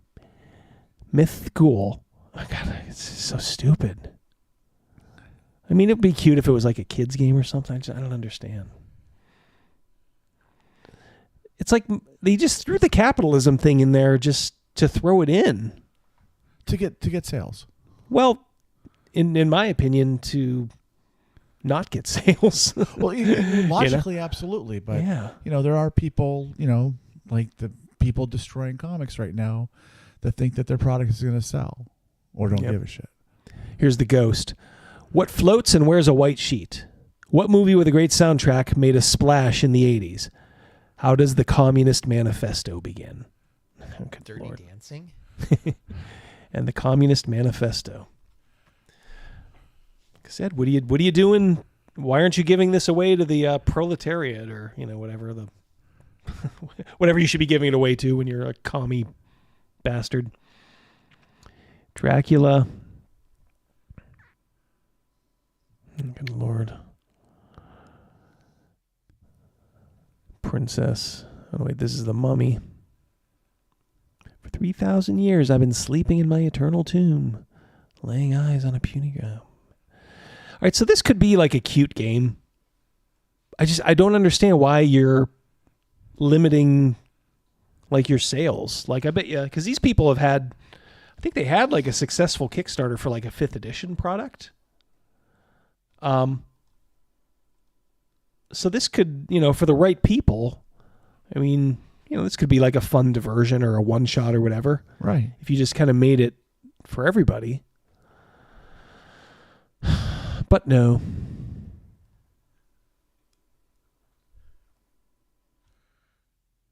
Such a shame. Such a shame.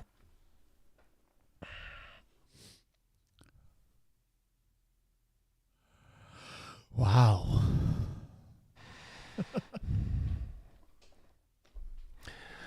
What do we think, chat?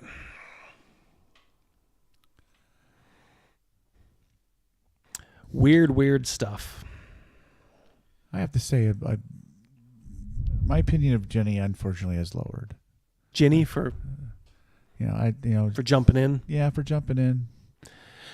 She's not as bad as Gail. I mean, let's put that out there right now. Like Gail is a horrible person. Yes. Ginny is not a very nice person.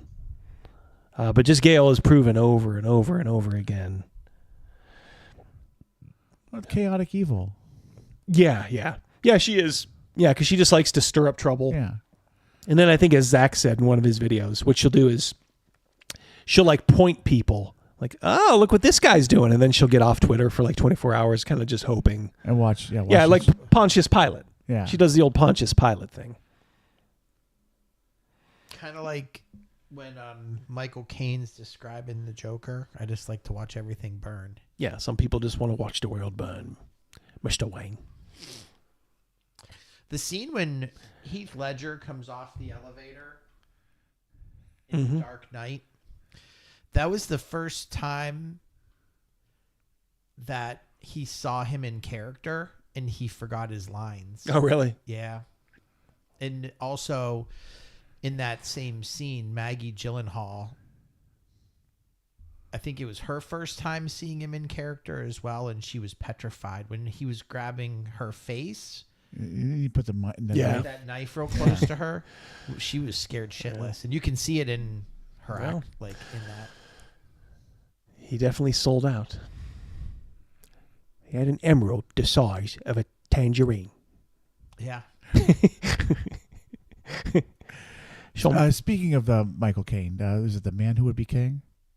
Yeah, with Sean Connery. Right? Absolutely. One of my favorite movies. Yeah, good flick. You got to watch it, guys. Yeah.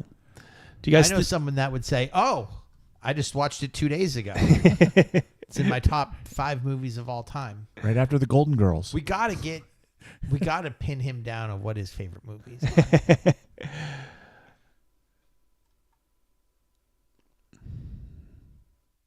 Someone just wrote that she would put Ginny D in a metal bikini, probably the Jabba and the Hutt Princess Leia theme.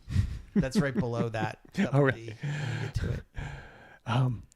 Yeah, Eric, he disagrees. He thinks Ginny's truly horrible. Well, she said some truly horrible things, yeah. I think she's more fragile, which maybe saves her. Like Gail is an unrelenting. I mean, she likes to roll around in the mud. I'll give her that. Unbridled shit stirrer. Yeah. Well, it's like, okay, so if you're going to do that, don't be surprised if a couple of people come back at you.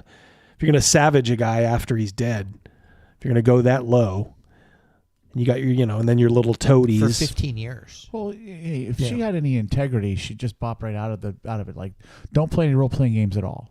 Just honestly, if she believes in her convictions, then step the fuck away and shut your fucking mouth. Yep. Meat.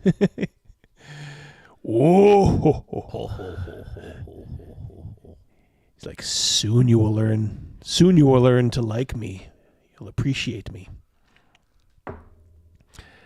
Yeah, there it is. Yeah, did Ginny's able to put on the fake innocent girl next door costume where Gail is obviously just an evil whale.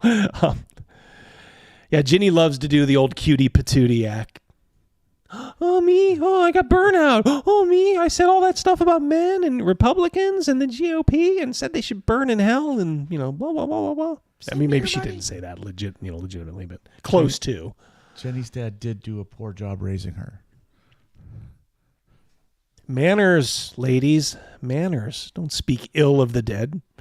What you could say is just, Gary had some ideas about women that maybe I didn't agree with, but I still really appreciate his contribution because I wouldn't be here talking about all this if it wasn't for Gary Gygax. For Uncle Gary. Well, we can go and point the finger at a lot of people in history and in media and entertainment.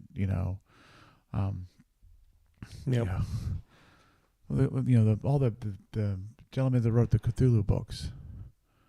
Oh yeah, H.P. Lovecraft. Yeah. Right. I mean, he got lambasted not too long ago by a whole bunch of literary people because there's an award based from his based off of him, Mhm. and these people jumped in. It's like they wanted to tear the whole situation down. Yeah, the guy said some bad shit a long time ago.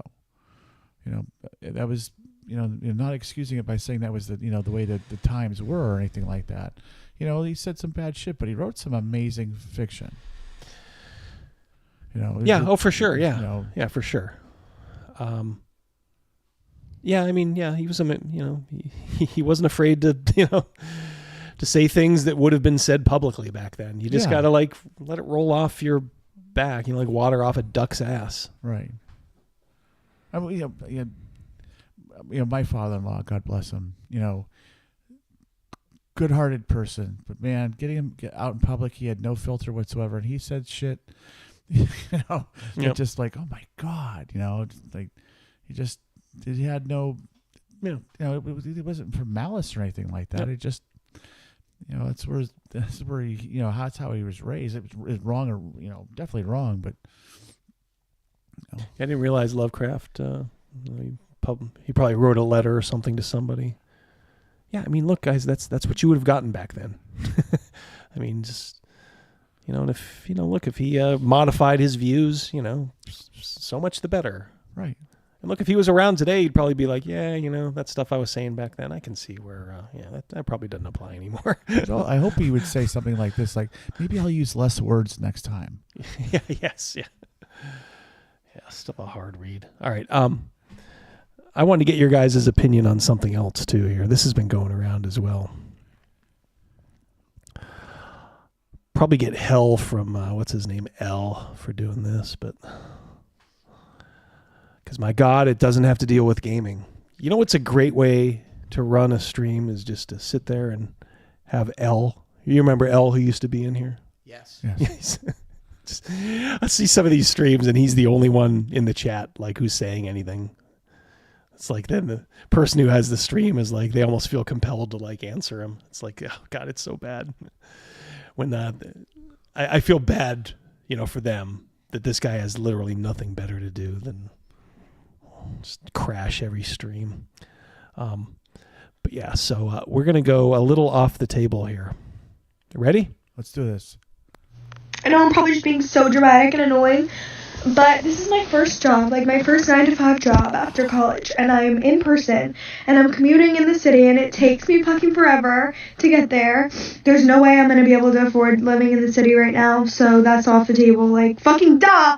If I was able to walk to work, it'd be fine, but I'm not. So it literally takes me, I leave here, I get on the train at 7:30, and I don't get home till 6:15 earliest, and then I don't have time to do anything.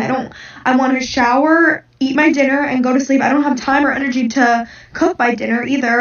I don't have energy to work out. That's out the window.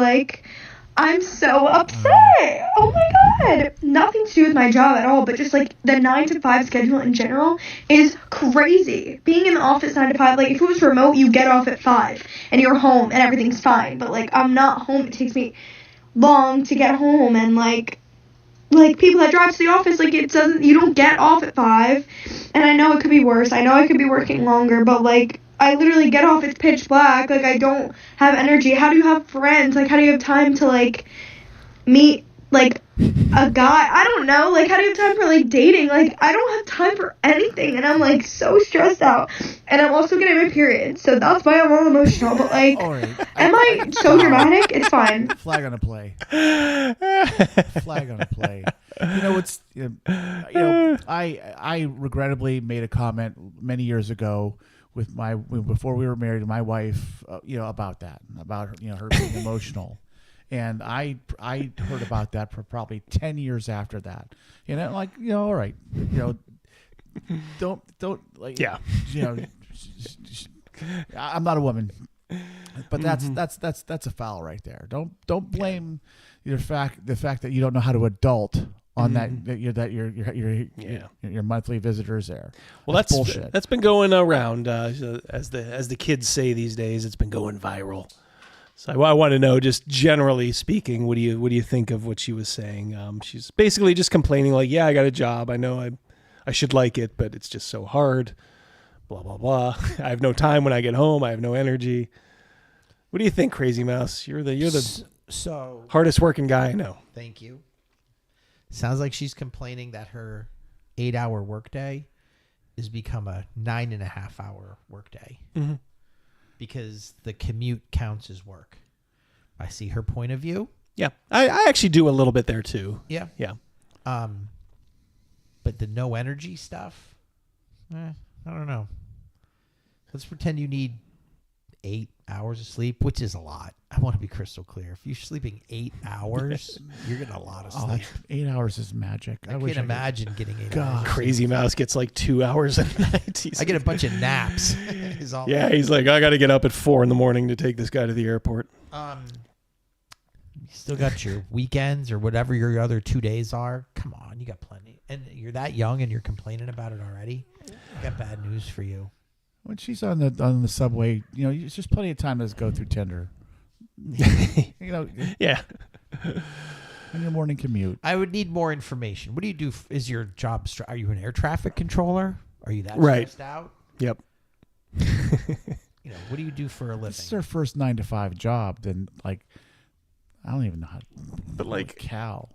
But like everybody, up here in the north, we got our first taste of winter it seemed like right after trick or treating, it started to snow up here. It was crazy. Yeah, it was like it had held off long enough for the kids, and then boom, and then let's start to snow. And then it started to rain, right? Yeah. Heard the thunderclap. Yeah. Then all of a sudden it started to snow, and our youngest, Sophia Mouse, was like, "Do you think they're going to cancel school tomorrow?" I said, "Not a chance. Eat your candy and go to bed." But it's like how many plumbers and HVAC guys had to go out today, because people's, furnaces are kicking on in earnest, and oh my God, it's not right. Like, they don't get to work from home. No. And look, I've been working from home for, it was up 3 years straight, and now like a blended schedule. But I realize how lucky I was. Now we're going back pretty much full time. We'll still end up having 1 day off, which is great, and I feel blessed for that. I almost feel like it should be something that if you've worked at a company for a while, maybe that should be like an incentive or something. Try to keep these guys around, if you can. But yeah, it seemed a little too whiny for me. I mean, part of me agree with that 100%. Yeah, I don't want to completely demonize her. Like, she's not awful, right. But she has her most valid point is she's counting her commute as part of her workday, which I've always thought is actually very accurate.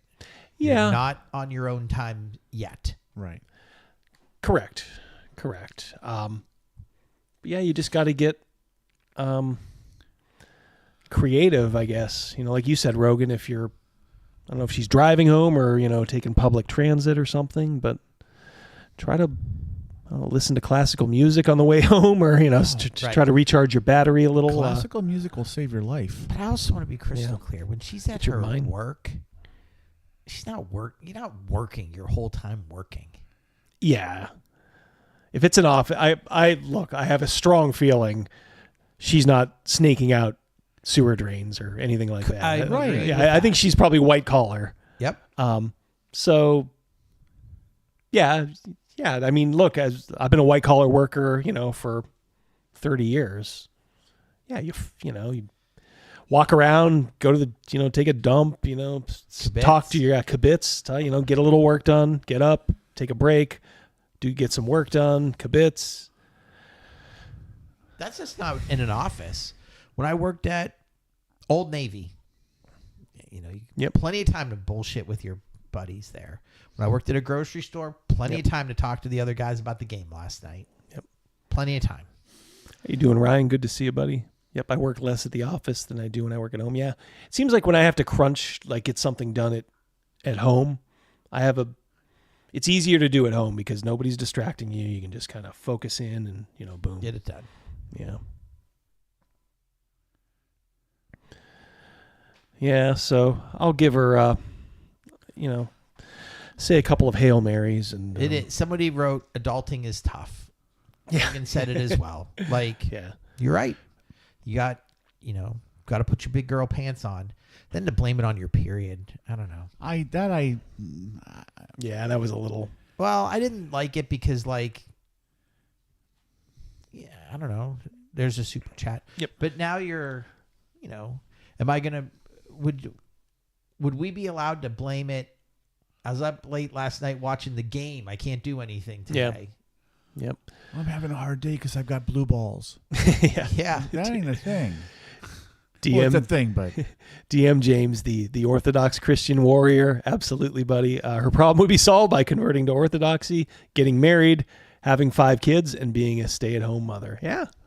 Find yourself a nice guy who can provide. Especially at that office you're working at. I'm sure they're around. Yeah. Do it old school. I'm getting my MRS degree. Yeah, get your MRS. Yep. Get your hooks into someone. Look, you're gonna have to put out for a while. For a good 10 years, you're gonna have to spit out kids and put out. But as James says here, you're gonna be happier. Which is a reason we think we had to reinvent civilization. For the last 50 years. I don't know, maybe they were onto something. And I'm not saying women can't work. Look, if you want to work, that's fine. But try not to bitch about it. And if you're looking for something to blame there, the old no-fault divorce laws made you think a little bit harder on who you got married to back then. And you couldn't just divorce willy-nilly. Thanks, James. Good to see you, James. The up in the morning, go to work, and come home. Like you said, Mouse. I tabulate that as well as my day. I'm up at 4:30, 4:45 every day, and I'm home at 4:00. Yeah. Every day. Yep. Faux shizzle. Part of that is because you have a long commute from where you work. Yes. When I'm working, I always say the best ending to my day is when I have a delivery that's going in my neighborhood. That's a natural end to your day. Yeah. Whether I've hit my goal or not, I'll reassess later and maybe go out. But man, when I got a delivery that's going in my own neighborhood, I'm done. Yeah. I just got paid to go home. That's God telling you. Yeah, I just time got to paid go home. Kick your feet up. You've earned it. Yeah, how many hours a day do you work, Mouse? I start my day a little bit before 4 by waking up. At 4, I'm already out on the road, taking people to the airport, things of that nature, getting workers to where they need to be. Damn. Healthcare workers a lot in the mornings for rides, guys in factories. Those early morning people. I know I'm probably just being so dramatic and annoying, but... Sorry. Early morning workers at grocery stores, like in the bakery department, I'm taking a lot. And then I stop at about 2, and then I got to start picking up kids from school. Mm-hmm. And then after school, I go back out for a little bit till I can hit my number. I set a number for every day of what I need to do. So, damn. Always moving. Crazymouse is never does not let the grass grow under his feet. There's 4 people I send a good morning text to every day. 4. Yep. And I think you guys get them at before 4 o'clock in the morning. Sometimes, yeah. Sometimes they're Absolutely. like, holy shit, he was up that early. The other one that's always what the hell are you doing up so early is Mackenzie. from Old Navy. She's always like, what on earth are you doing up? Because her and I used to have to go in early at Old Navy to help unload the truck. And big ups to her. She was like always willing to do all that stuff as well. So what's the population in our city?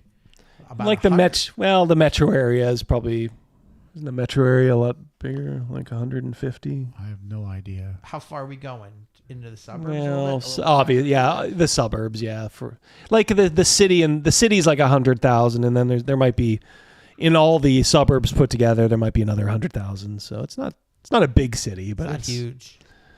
But we are centrally located. That's our city's. Whoa! Oh, whoa! Bam! Bam! Whoa! Please buy Crazymouse. Yeah, there you go. Now I gotta give this. I got to give this guy $10. Oh. And here I got that Italian disease. My funds are low. My funds are low. We get... Thank you, Chris. I think I've told you guys before. Sometimes I sneak into hotels and go eat their food. Oh, yeah. The old buffet. Buffet. Yeah. Who's going to stop you? Dasher's Delight. Sometimes I send these guys pictures of the buffets I'm hitting. Yeah. It's like an old school Instagram. Only it's like a paper plate with like some potatoes. Yeah, some potatoes. A little bit of eggs, sausage, hot sauce on it. I'll send it to my son, Derek Mouse. He freaking loves it. He loves all that shit that I'm doing. Derek snuck into a hotel and got some free breakfast today. Bam. All right. I love it. Someone's got to eat it. Oh, absolutely. And then, not that I've ever been stopped, because I never have been, but I just delivered to someone in that hotel. So if I ever did get stopped, what room are you in? 419. Yeah. What Check it out. You gonna check up on you? Come on. I'm with Gloria. They got to tolerate a little bit of that because most people are just not going to take the time to, All right. Looks like Chris is ducking. Actually, let's see, it's about 9. You guys want to do a little We auto? can. Chris, speaking of food, my wife has dinner ready. Maybe when you come home, it said. I'm actually the cook at our house. I have dinner ready for Mrs. Mouse when she comes home. And it's like a big deal now as you're going through it as well, because our oldest and your youngest are the same age, same grade, everything. Yeah. My goodness gracious, if you can get her to grace her presence out at the table. Oh, my gosh. Teenage girl. KG's home. Let's cook. Lord. You staying for dinner? Yeah. No. Oh, yeah. She put in requests for food that she wanted. I ended up making that meal, and she was leaving. Then I said, KG, not for nothing. Why'd you request that? I just thought, I don't know. No, right. Oh, yeah. See a long shot. Yep. Yeah, we're going to, I think we're going to segue now. Play a little auto. Do a little auto and roll in. So those of you guys that are just here for the meat of the show, I want to thank you for joining us. If you're interested in sticking around for a little bit of Dragonbane live play, you can do that. We won't go too long. Just want to pick the story back up because these guys were out on separate weeks. So I think it's been about 3 weeks. That's probably accurate. Since we played. I was off last week. Rogan was off because that was Pew Pew's day. So this would be the first time in 3 weeks. Yes, indeedy. Yes, indeedy. So. And it is fantastic sharing this time with everybody. Yeah. Thank you guys so much. Really, you came out in force tonight. You helped rep Gary G, who we love. I read the comments and I got to say you guys make my brain smarter. Yep. Best chat out there. Yeah. Pound for pound, you guys punch way above your weight. Like way above your weight. So, yeah. All right, so I'm going to... Garibay request. Roland Otto and Garibay have all been neglected as of late. If Scott... I've been kind of monitoring it, so he just hasn't said anything. I'm not averse to, going back to a Scott video. I think the statute of limitations is over. So I think we could do one, but I just don't want to just start hammering. I'm not going to do that anymore. That time, it was a glorious time of Camelot, and it's over now. So, all right. Yep.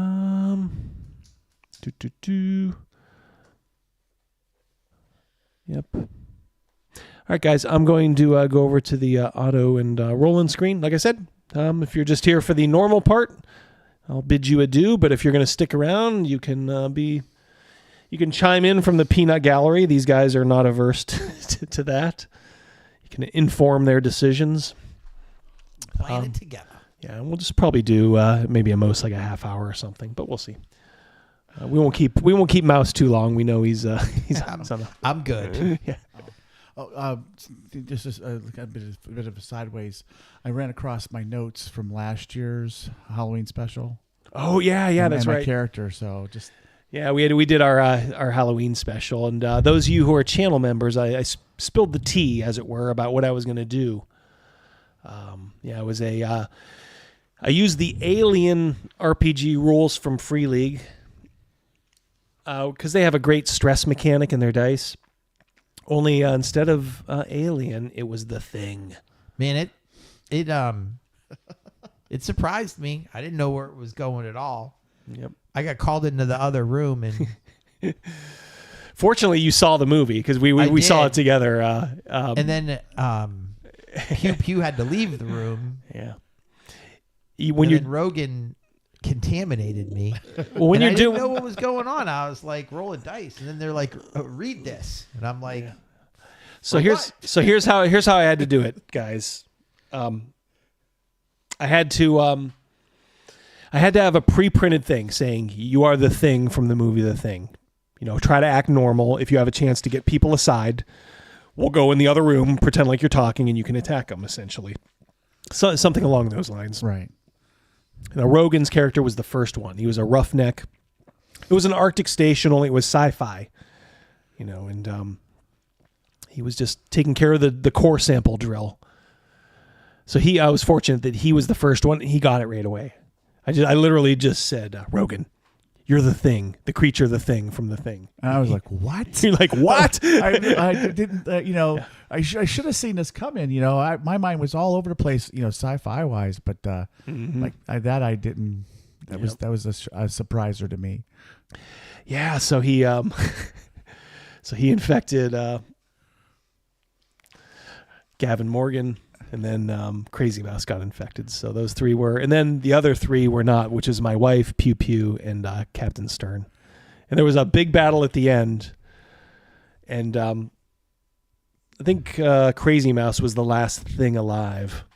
No, Rogan. Oh yeah, Rogan was, but he was off camera. Right. I was in the battle, and I got them all dead to rights. Oh, I had them all.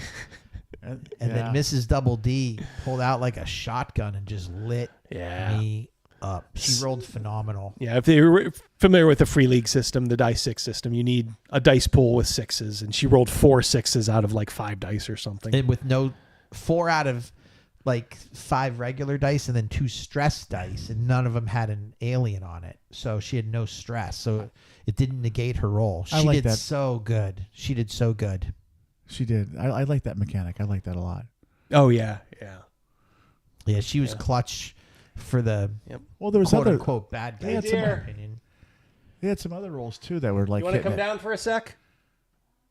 They were that toward the end there, like they were rolling great, and we weren't rolling as great. I had some good rolls. You did. They were just getting negated. Yeah.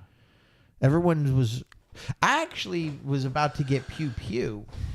And then he got to re-roll something, and he matched my. Yes. It took him 2 rolls to do it. Why don't you go over to one of their mics? We're just talking about the Halloween game. We're just talking about the time. So here is Mrs. D. You've seen her on the live plays. Hello. Hello. Yeah, there she is. Yeah, only about 50 people left out of our 7.5 million. Yeah. So were you surprised? I kept the secret from you, did I not? Oh, definitely. Yeah, I had no idea. Even at the beginning of the game, I was 100% convinced that we were just a party of, hapless survivors. Yeah. Playing the alien rules. So Rogan thought that maybe, it'll just be kind of like an alien game. But I gave you the twist. The twist. Yep. And what'd you do at the end? Oh, me? Yeah. Yeah. The poor, weak girl Savannah. picked up the shotgun and rolled 4 6s. Unbelievable. Yeah. This is a great blew roll. off the, well, You blew the creature's head off, and then it was able to be exterminated with fire. Charlotte says hi. Everybody's saying Everyone's hi. saying hi. Surly. Everybody's People waving. want to know if you look like her. A little bit. Exactly. Do you know who that is? Who that woman is? It says Tiffany Gomez. Do you know who she is? No. Are you familiar with the lady that MFer is not real on the plane? That MFer is not real. Yeah. That's her. That's her. Oh, well. Not bad, huh? Good for her. She got her pants pulled up to her boobies. She's wearing a Shazam necklace. No. Is that accurate? Ixnay Meat says Ixnay on the Ifanite. Oh, she knows I can look, right?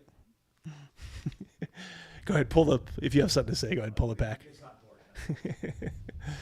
But you're being a real hit here. Hi, Mrs. D. Ryan says, hey, Mrs. D. Hello. Overkill Joe. Overkill Joe used to live up in our area. Yes. Mm-hmm. Cal Valoni. Cal's a special guy. He's our moderator.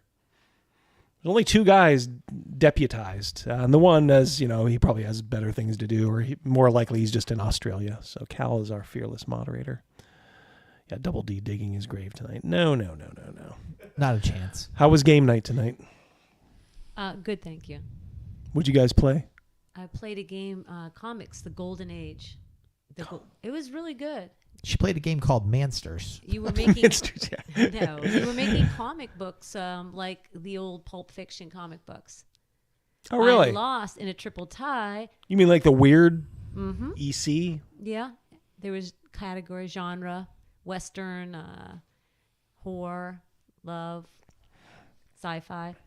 Yeah, I lost in a triple tie because the gentleman teaching the game said, no, there's no value in upgrading those now. It's toward the end of the game because I said, yeah, I mean, there's no end game scoring on that, right? He goes, nah. Oh, yeah, that's the tiebreaker. It was a new game. Hold on. He 1 second. Not you. I was talking to Todd. Go ahead. Yeah. I got it. He's fine. He didn't purposely try to mislead me to win the game, but you know. Anything else? Did you guys play anything else? No. 1 game. It's a long game. Yeah. Long game. Okay. It's also school night for her. Yeah. Right. All right. Well, we had a good stream. We were just talking about these people on Twitter trying to savage Gary Gygax. So Charlotte is getting jealous. I don't think Charlotte's the jealous type. No, Charlotte is a saint. All right, you can go. I'm dismissed? You're dismissed. Okay, thank you. Charlotte says she's fuming. That's right, Charlotte. We got rid of Mrs. Double D just because of that. All right, we'll be done in a little bit. We're going to do a little live play here. Have fun. Yep. Yeah, every year for the past, I don't know how many years, you've been doing the Halloween special. And every year, it's a fantastic journey. You know, last year's I found the old character sheet notes of last year's, and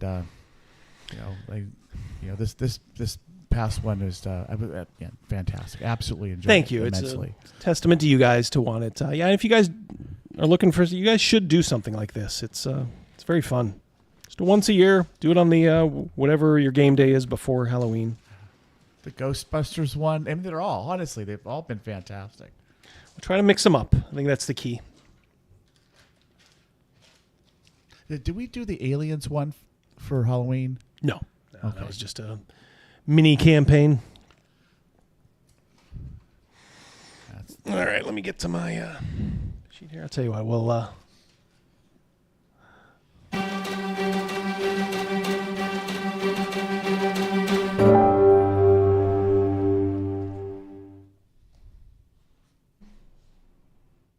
Okay. So I think Charlotte's giving you some shout out. I'm glad Double D is married. Yep, loves his wife. Thank you, sweetheart. Yep. Yeah, we've been together for over 30 years now. I think next year we'll be married for 30. I knew Double D's brother before I met Double D. And when I came over to their house for the first time, there was their wedding photo on their television mantle. Yeah. And I just said, why is your brother in this picture? I know him. Yeah. No, I didn't know. Why is your this brother? Why is this guy in there? That's my brother. That's my brother. And I was like, what? So I knew his brother, and it was probably a good 4 years before I met Double D that I knew his brother very well, actually. All right. Let me see if I can...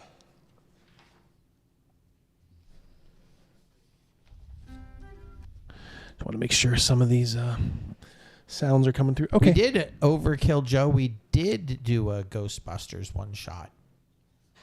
Yeah. It was awesome.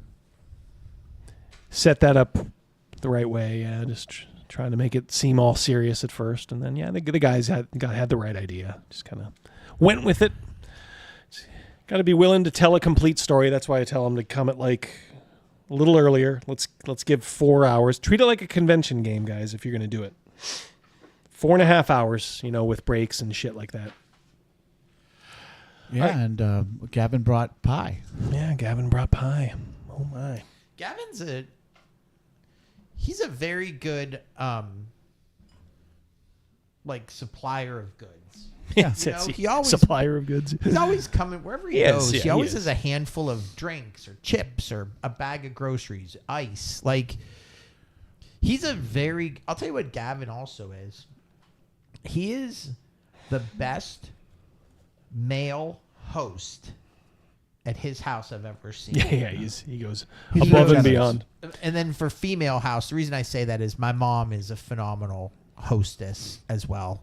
And I didn't appreciate it growing up, but now I do. But Gavin, every time you go to his house, there's so much food and drink, and it's just to the point where there's too much. There's 4 of you. I made 11 steaks. What? All right. Thank you, Gavin. Yes, thank you, Gavin. We are picking up. So we'll give the Reader's Digest. Our boys, Otto and Roland, in case you don't know, got into a little trouble with the law at Carlsfell. And then, unbeknownst to them, one of their fellow inmates in the paddy wagon they were riding in busted them out. There was bloodshed. It's very important to know that Roland had a guard's life in his hands, and he chose to kill him. I guess that was a big watershed moment. And then the guys had to get out of the area. So they left the Carlsfell area and went over east to Elpa. Directions on the map are, as you would read them, north, south, east, west, up, down, left, right. So Elpa is where they are right now. But along the way, they picked up a woman, kind of rescued her from her skeevy husband. Her name is Adeline. Took her to Elpa, got her a job at the 20-star Stag Inn. She took the place of a cook named Barbo, who was not very nice. Yeah, he was not very nice. So you guys have kind of taken up residence at the 20 Stag, and Roland, you caught the eye. Well, you didn't catch the eye. She is sort of a working girl. She's very good. She just has a little scar on her face. There she is. Megan Fox. Yeah. No, that's not a scar. That's a beauty mark. it's a beauty mark. Meat says gainful employment from the LinkedIn. Keep them coming. All right, so the other thing is you're being chased by this guy.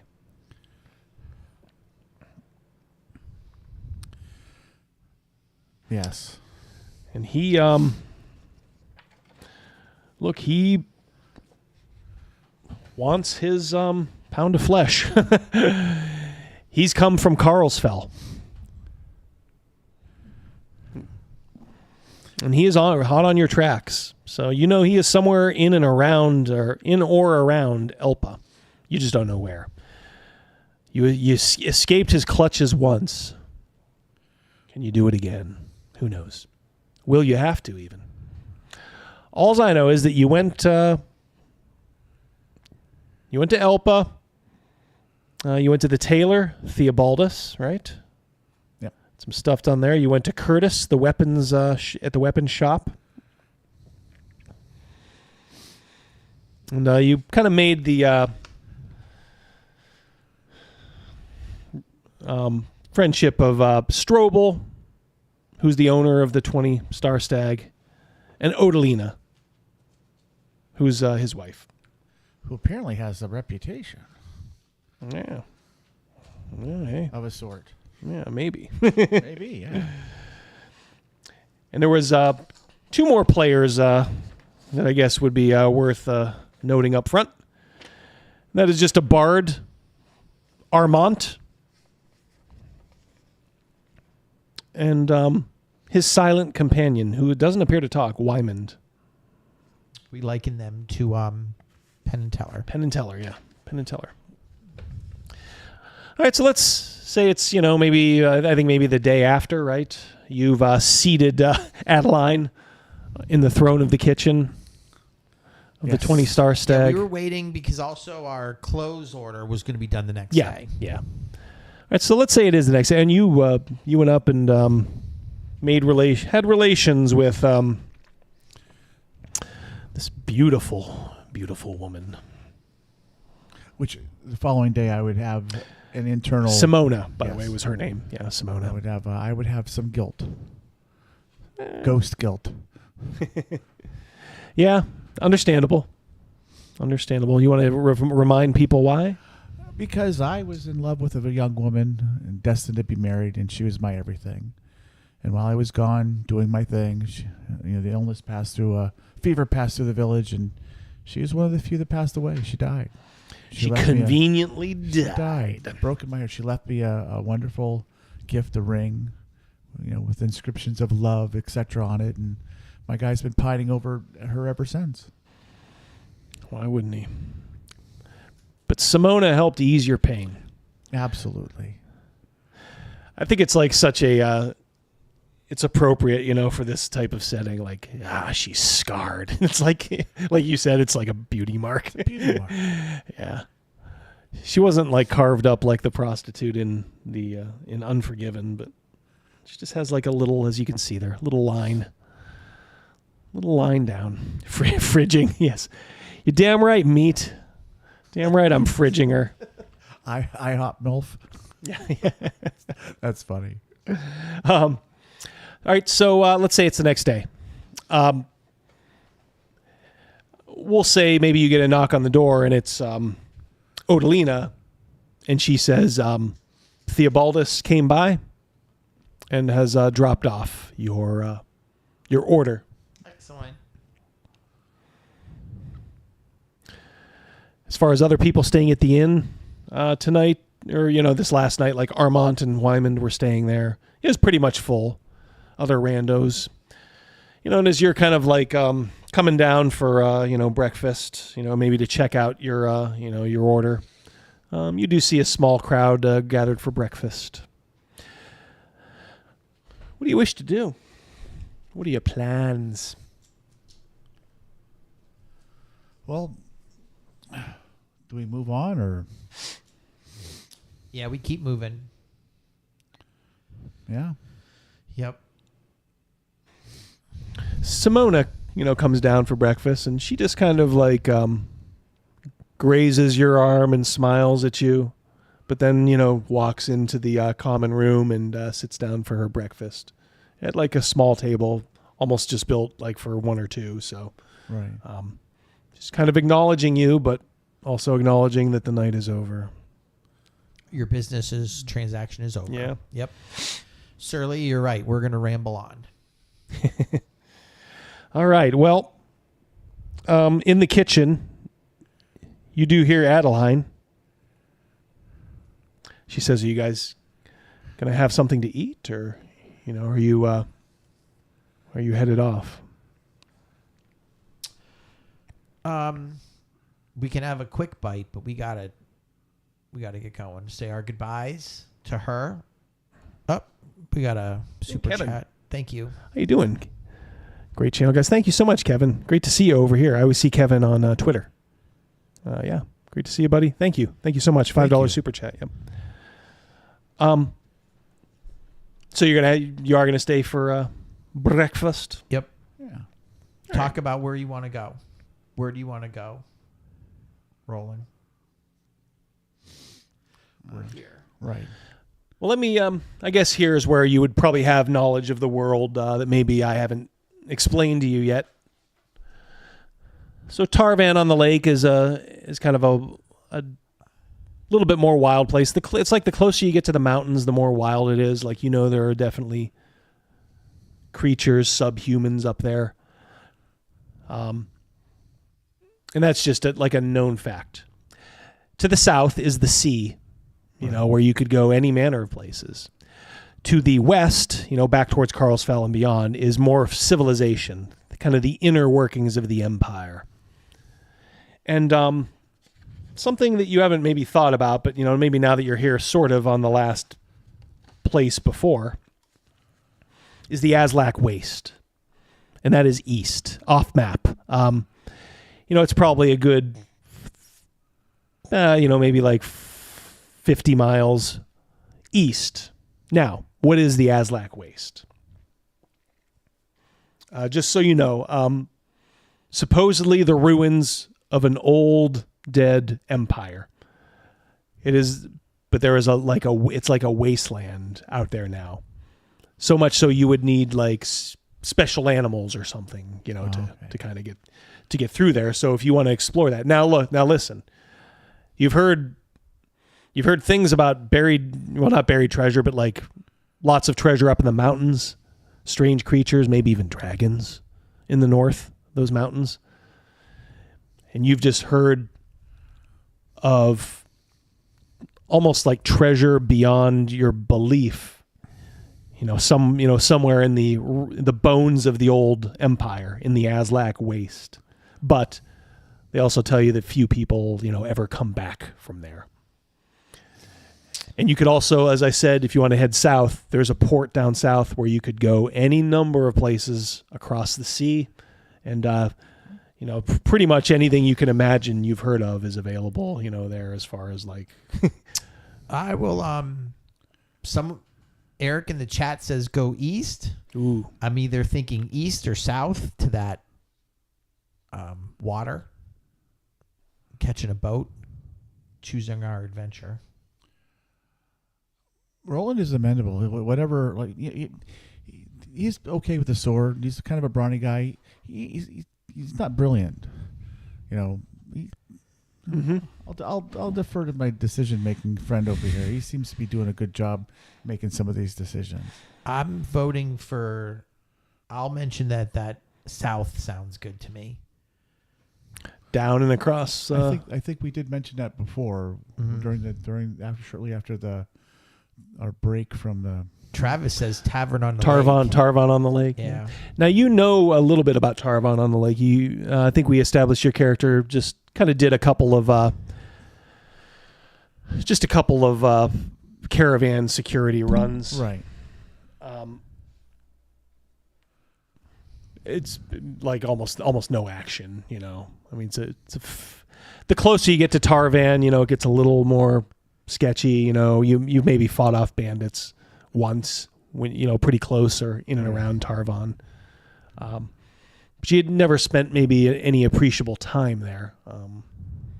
We have to think, where would he think we're going? He might think we're looking for treasure, so that would be to the east, correct? Double D, did I understand that correct?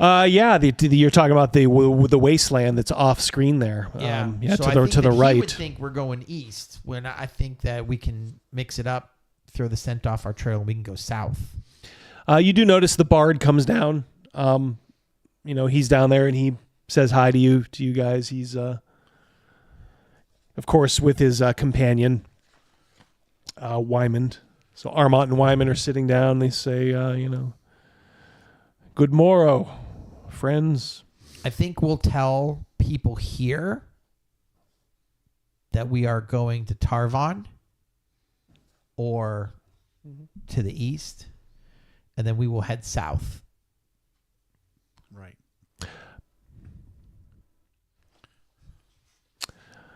The door opens. Now you guys have a table. Let's see. 1, 2, it's by the door. 3, 4, it's kind of in the middle. 5, 6, unfortunately, it's in the back, and there's no back door you can get out of like you did. Okay. All right, so you guys are kind of near the front when he walks in. We'll say maybe not right along the front wall, but like the second row of tables. I was thinking the same thing. 1, 2, buckle my shoe. When he walks farther into the establishment, we're going to walk out. All right, you'd have to get up from your table. Remember. Yep. Okay. All right, so he does not walk too far in because it looks like he's come in to make an announcement, so you can still try to get past him if you want to make a stealth roll. Well, we'll wait till... I guess my thought process is when I see him, he might go up to the bar, to the proprietor, and ask, have you seen anybody that, some random adventures or whatever? I'll tell you what you see is he walks in, takes about, 3 or 4 steps in, kind of is looking around, and then it appears like he's about ready to make like a statement. You do have a little bit of room to try to sneak by behind him, but wouldn't be easy, but it's doable.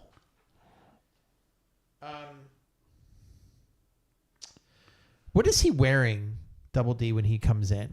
Kind of what we're seeing? Yeah, he's armed. He has a long sword. He has a dagger. He has armor on. Think about it from another point of view. Just because he walked in their room doesn't mean everyone has to stop what they're doing to listen to him. People are going about their business. The whole room doesn't... Exactly, and that's one thing you notice. He's looking around, but people just took note of him and then just continue. You hear the slow murmur of conversation. Let's take our opportunity to try to get out of here. All right. Yeah. All right, so make a quick stealth roll, see if he notices you.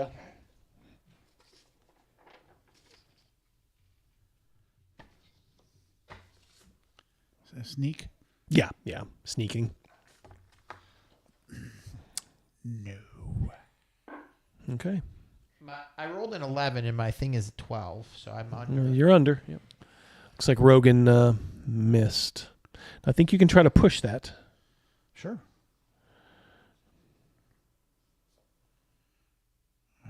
And how do we do that? Do you roll twos? When you do a push. Now, are you wearing armor, by the way? Were you wearing your armor? Oh, I when we left, I didn't have. Oh, yeah, that's right. You armor. didn't. Yeah. I'm just wearing pretty much normal. Our clothes. brand new clothes. Yeah. Okay. Travis, push it real good. Go ahead. You'll suffer a. Hold on 1 second here. Let me see what the condition is here.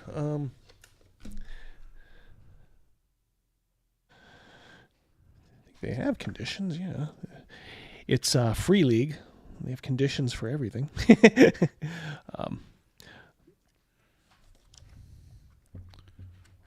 So roll it with the Bane.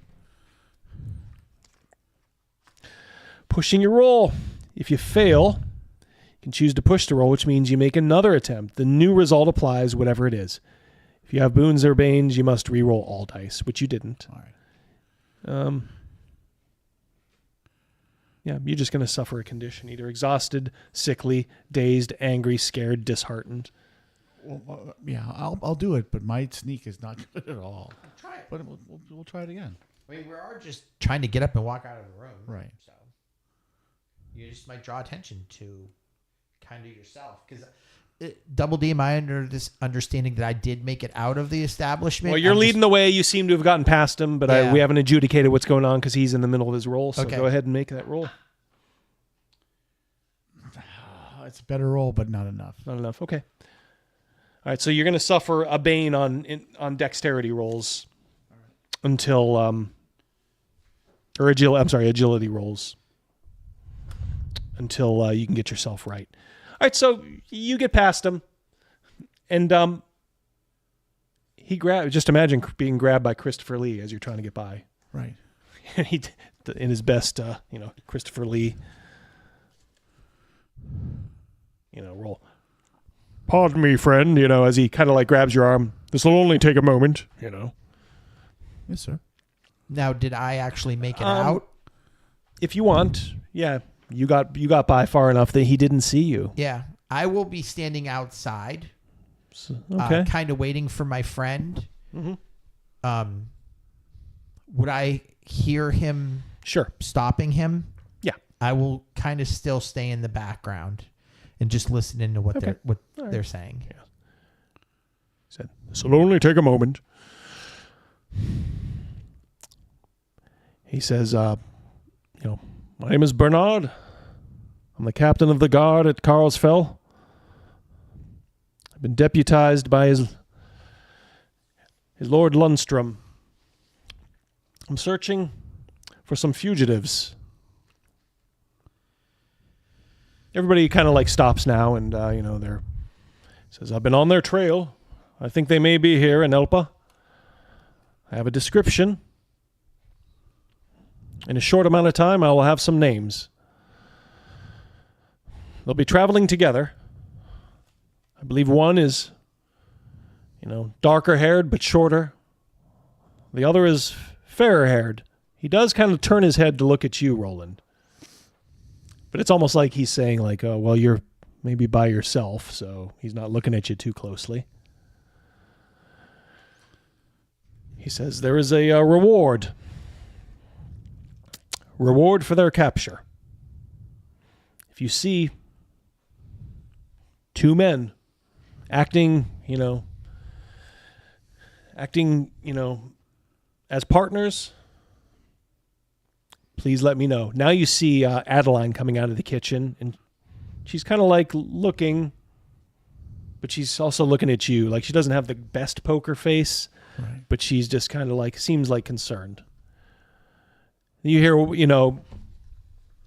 hear Armand say, well, what did they do? And he says, they were part of a group that slayed, 5 guardsmen of His Majesty's guardsmen. There's just a rumbling. Well, whatever, blah, blah, blah. Looking around. Yeah, Mama just killed a man.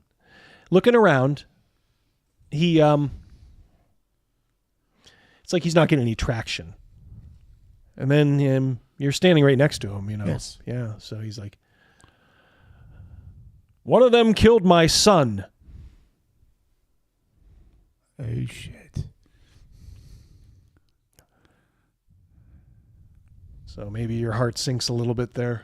Yes. Maybe that could be the condition of fear you just felt, right? Oh, yeah. He says, I won't stop looking for them.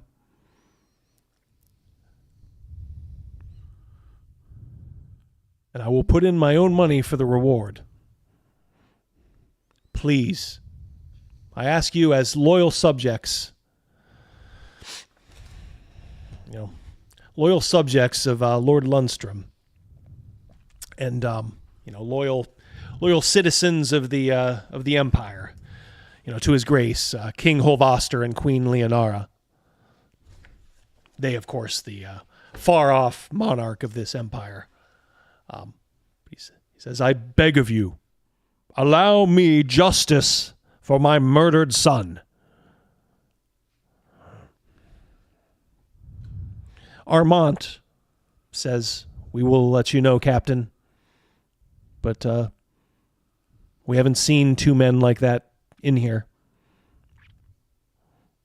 He just nods and says, very well. If you change your mind, and he gives the inn that he's staying in. I'll be there I'll be there for the time being. If you have any tips at all, let me know. As I said, I'm willing to pay for this out of my own money if I have to. But his lord is staking a fair reward. I'll match it. Enjoy your breakfast. With that, he turns to head out right to you, Crazymouse. What do you do? I don't want to make it look like I'm a tourist. Mm-hmm. Just that I'm admiring the day, planning things out, and make eye contact, nod to him, and just I'll walk, kind of the opposite way of where he's going. Make a performance roll, maybe, if you can. Or bluffing, whichever one's better for you. I think bluffing might be better for you. Yeah. Yeah. Yeah. Go ahead and make a bluffing roll. I missed it. I rolled a 15. Did you want to push it? I did. All right. I want to give the impression that I'm definitely not the man you're looking for. A 4. Okay. So I made it either under performance or bluffing, whichever. Yep. Well, just no charisma. You're going to suffer a bane until you can get that taken care of. You almost kind of, maybe it's like you do that old thing where you go one direction, he goes one direction, and you're trying to get out of his way, but you go the same direction. Bump into each other. Yeah, it's like, oh, you want to dance? Yeah. But for a hot second, you think his eyes like dig into your soul because you heard what he said. You know, pretty plain as day. In my head, I'm thinking also, I know that we're responsible for one of them. Mm-hmm. Are we responsible for that one? Is my thought process. We have a 20% chance, 1 out of 5, that it was that one was one of them. So, yep. He just says, "Pardon me," and walks by you. Mm-hmm. Looks like he's heading over to another inn to maybe make a similar acclamation. Yeah.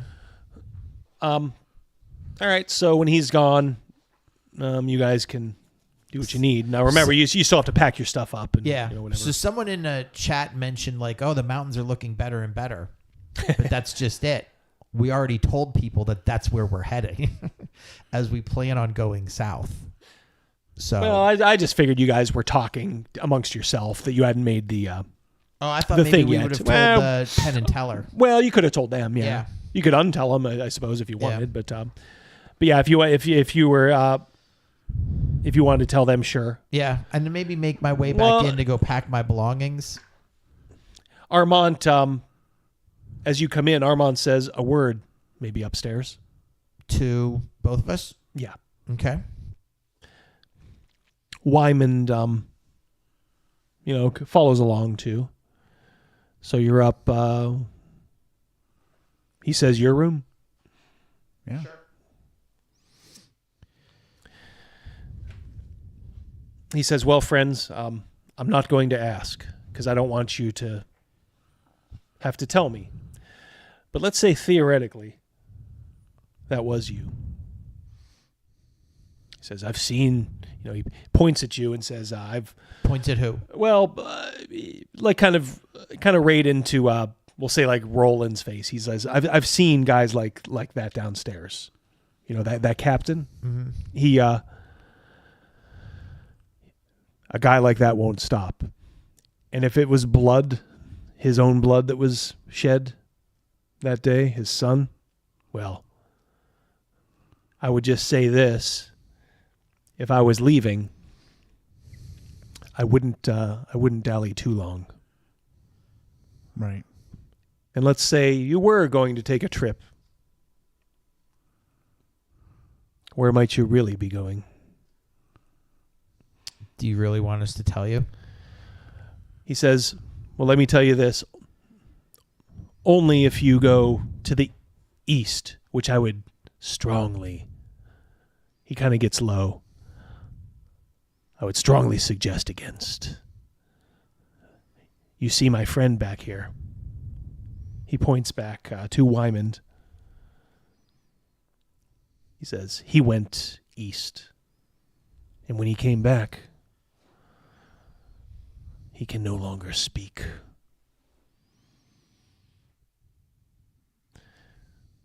He says, it is dangerous there. I will look at Wyman and I'll study his face. You know, obviously he heard that. Does his face show a confirmation at all? Is there a tell that? The only thing you see, he has a necklace which heretofore was hidden. Kind of takes it out. He has a skeleton key on it, like a old, like tarnished skeleton key that he just kind of. When he hears all this, you can tell he knows what you guys are talking about, and he's just kind of wiggling the key in his hands, back and forth. And that was at the mention of going east.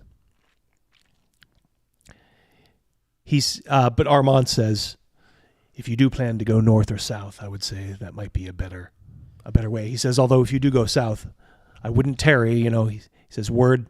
You'll have to get there before they start watching the docks. Now, if you head to Tarvan, well, you can lose yourself pretty quick in the mountains, but that has its own dangers. He says, either way, I don't know what happened, and if you were these folks, I'm not here to judge. So you can rely on us, of course, but people are going to start to put two and two together if you stay here longer. You are being tracked by someone who will not give up on you. Our plan is to leave now, and we're saying we're heading east. That's what you're saying. Mm-hmm. But our intention is to go south. Yep. We want everyone to think we're going east. Yeah.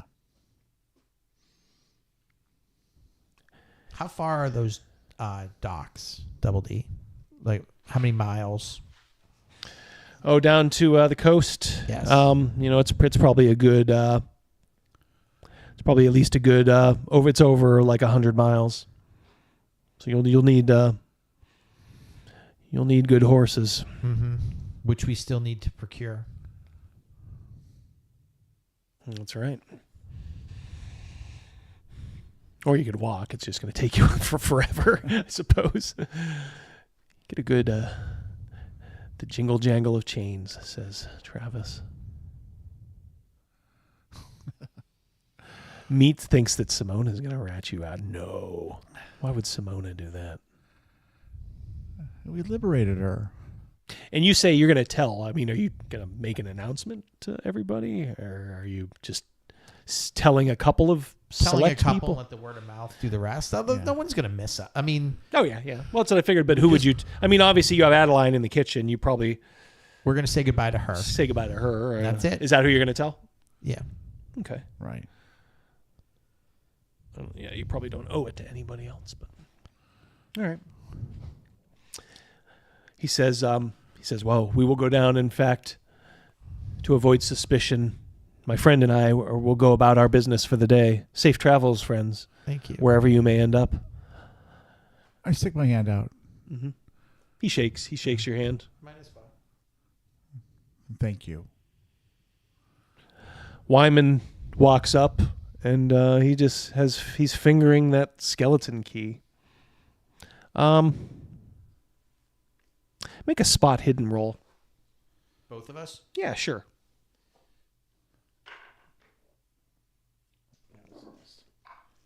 I missed. I rolled a 14. I got a 3. Oh, nice. Yeah, so maybe you get a little closer to it, and you see, and the light catches it.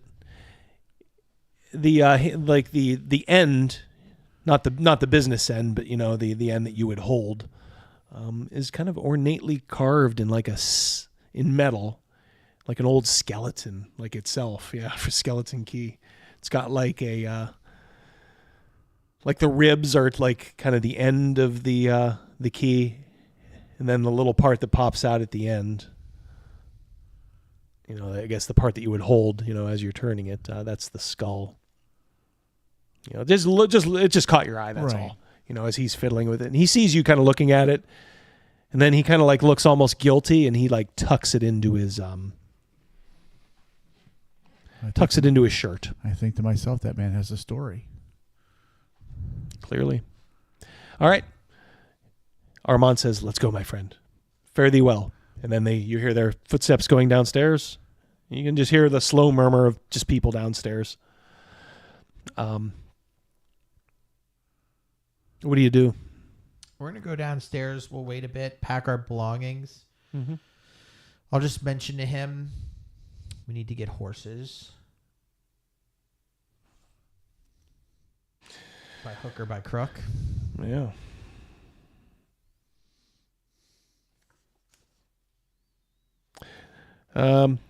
Like a good riding horse, going to cost you like 50 to 60 gold. Which we don't have.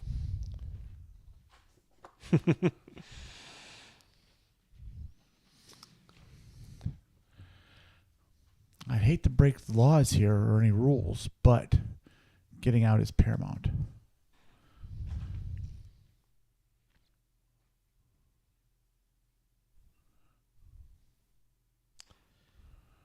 We do have one horse and a wagon. We do.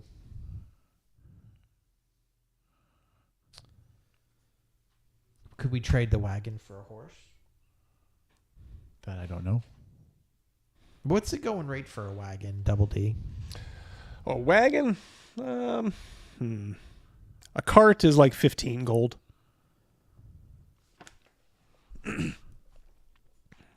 Thank you, Eric. Muchas gracias.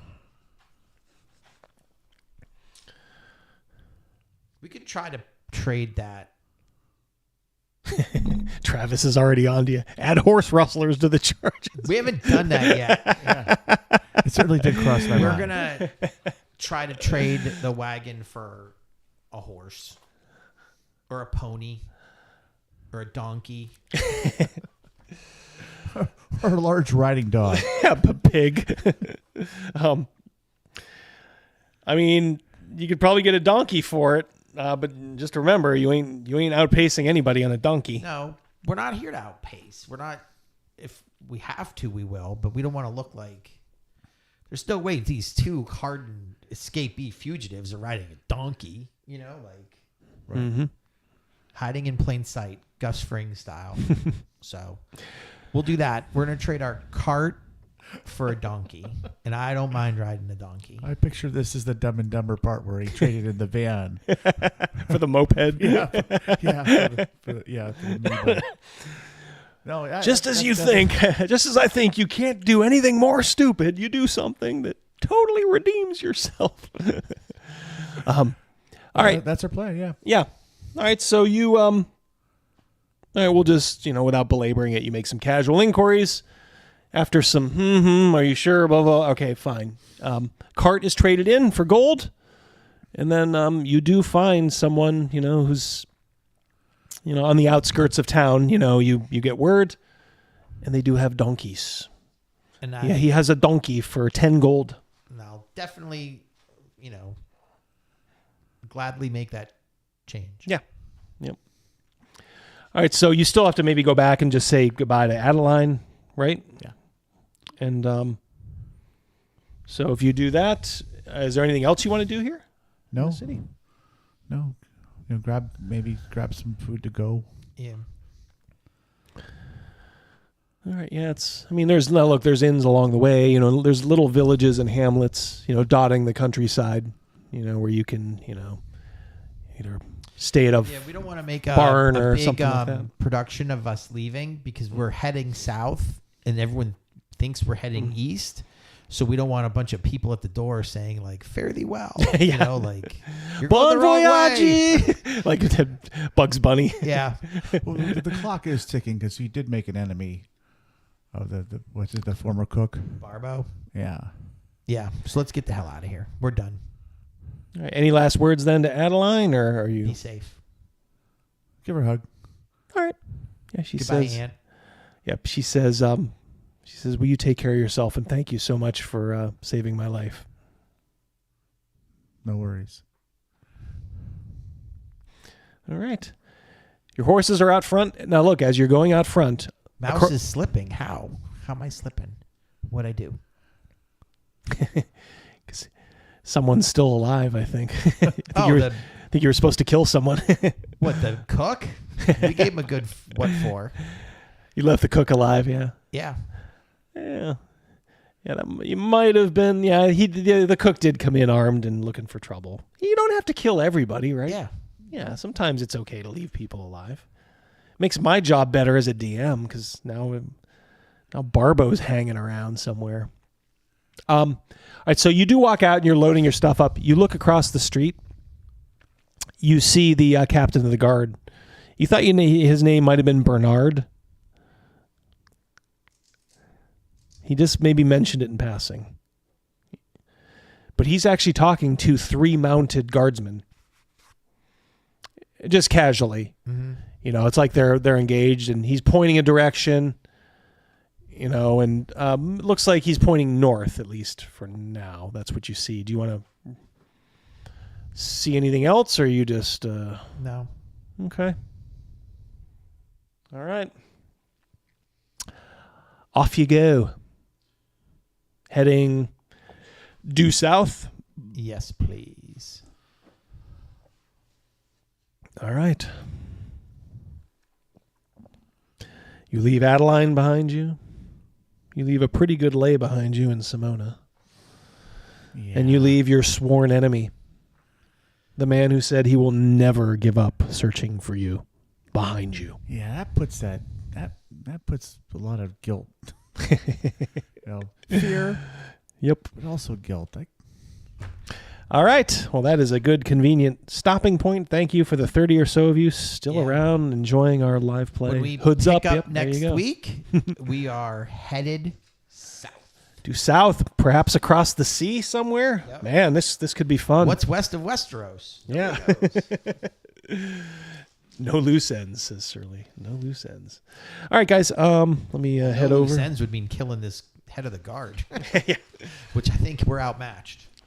Well, he's pretty formidable. He has a formidable bearing, so you don't know how he fights. But if you're just going by look, well, you don't get to be in that position at that age for nothing. Yep. Faux show. All right, guys. That's all. Thank you, everybody. Yep. Thanks for sticking around. Thanks a lot, guys. Yep. Love And you all. ladies. Peace. Hope you enjoyed the show. And we will talk sometime soon. Well, certainly next week. Hopefully I can get this darn video out that I'm partially working on, plus the special project. Lots of stuff. A lot in the hopper. Yep, lots in the hopper. I'm a busy boy. Yeah. All right, guys. Peace. Take care. Love you. Bye.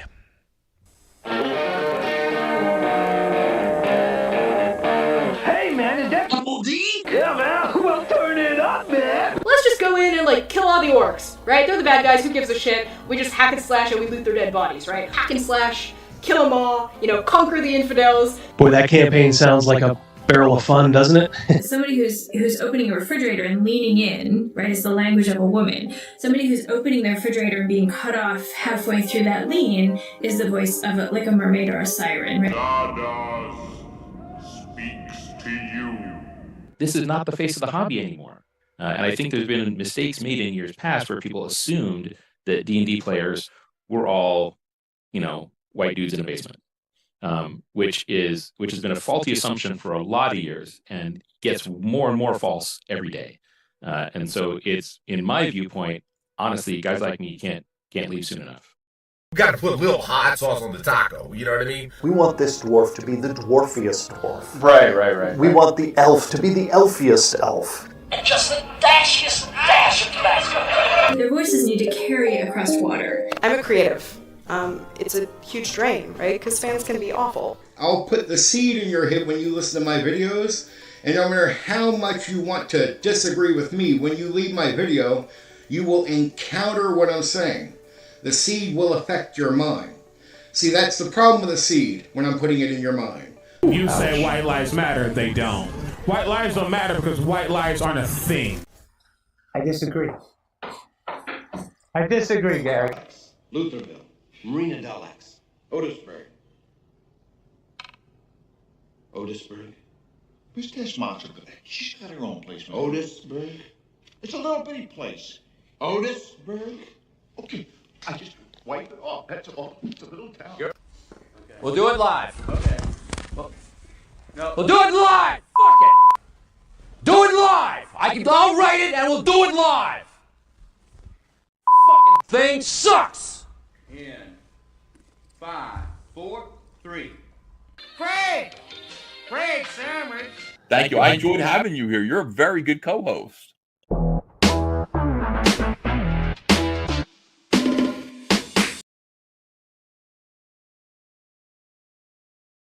Hello there. I want to take a few moments to thank our sponsors who are providing you guys a very special discount just for being a fan of this channel. All the sites and discount codes, just for you, can be found in the description of this video. Our old friends from Neckbeardia offer a great variety of products, from awesome miniatures to supplementary RPG material and even their own RPG rule sets. You just never know what new thing James is going to be cooking up over there, so make sure to bookmark their site and check back often. Crud Forge makes two great games that aren't afraid to poke a little fun at the people who, quite frankly, need a little fun poked at them. First is the quick and hilarious Virtue Signal, the game where you play a social justice warrior trying to attract followers to your cause before the other players can tear you down. Then there's the mammoth Portland Occupied Zone, or POZ. In this strategy game, you play as a complete disaster of a human being, trying to reshape Portland into a slacker Marxist utopia. Bring a few friends and warm up that throwing arm for some Molotov cocktails. Folks at Power Up Paradise are taking care of you with both a protective phone case and, when you flip it over, an ingenious Gameboy, which is built right into it. Go back to the golden age of video gaming and play dozens of challenging games that will delight and frustrate you in a good way. Mobile games are almost universally terrible, so why not take a step back when they did it right?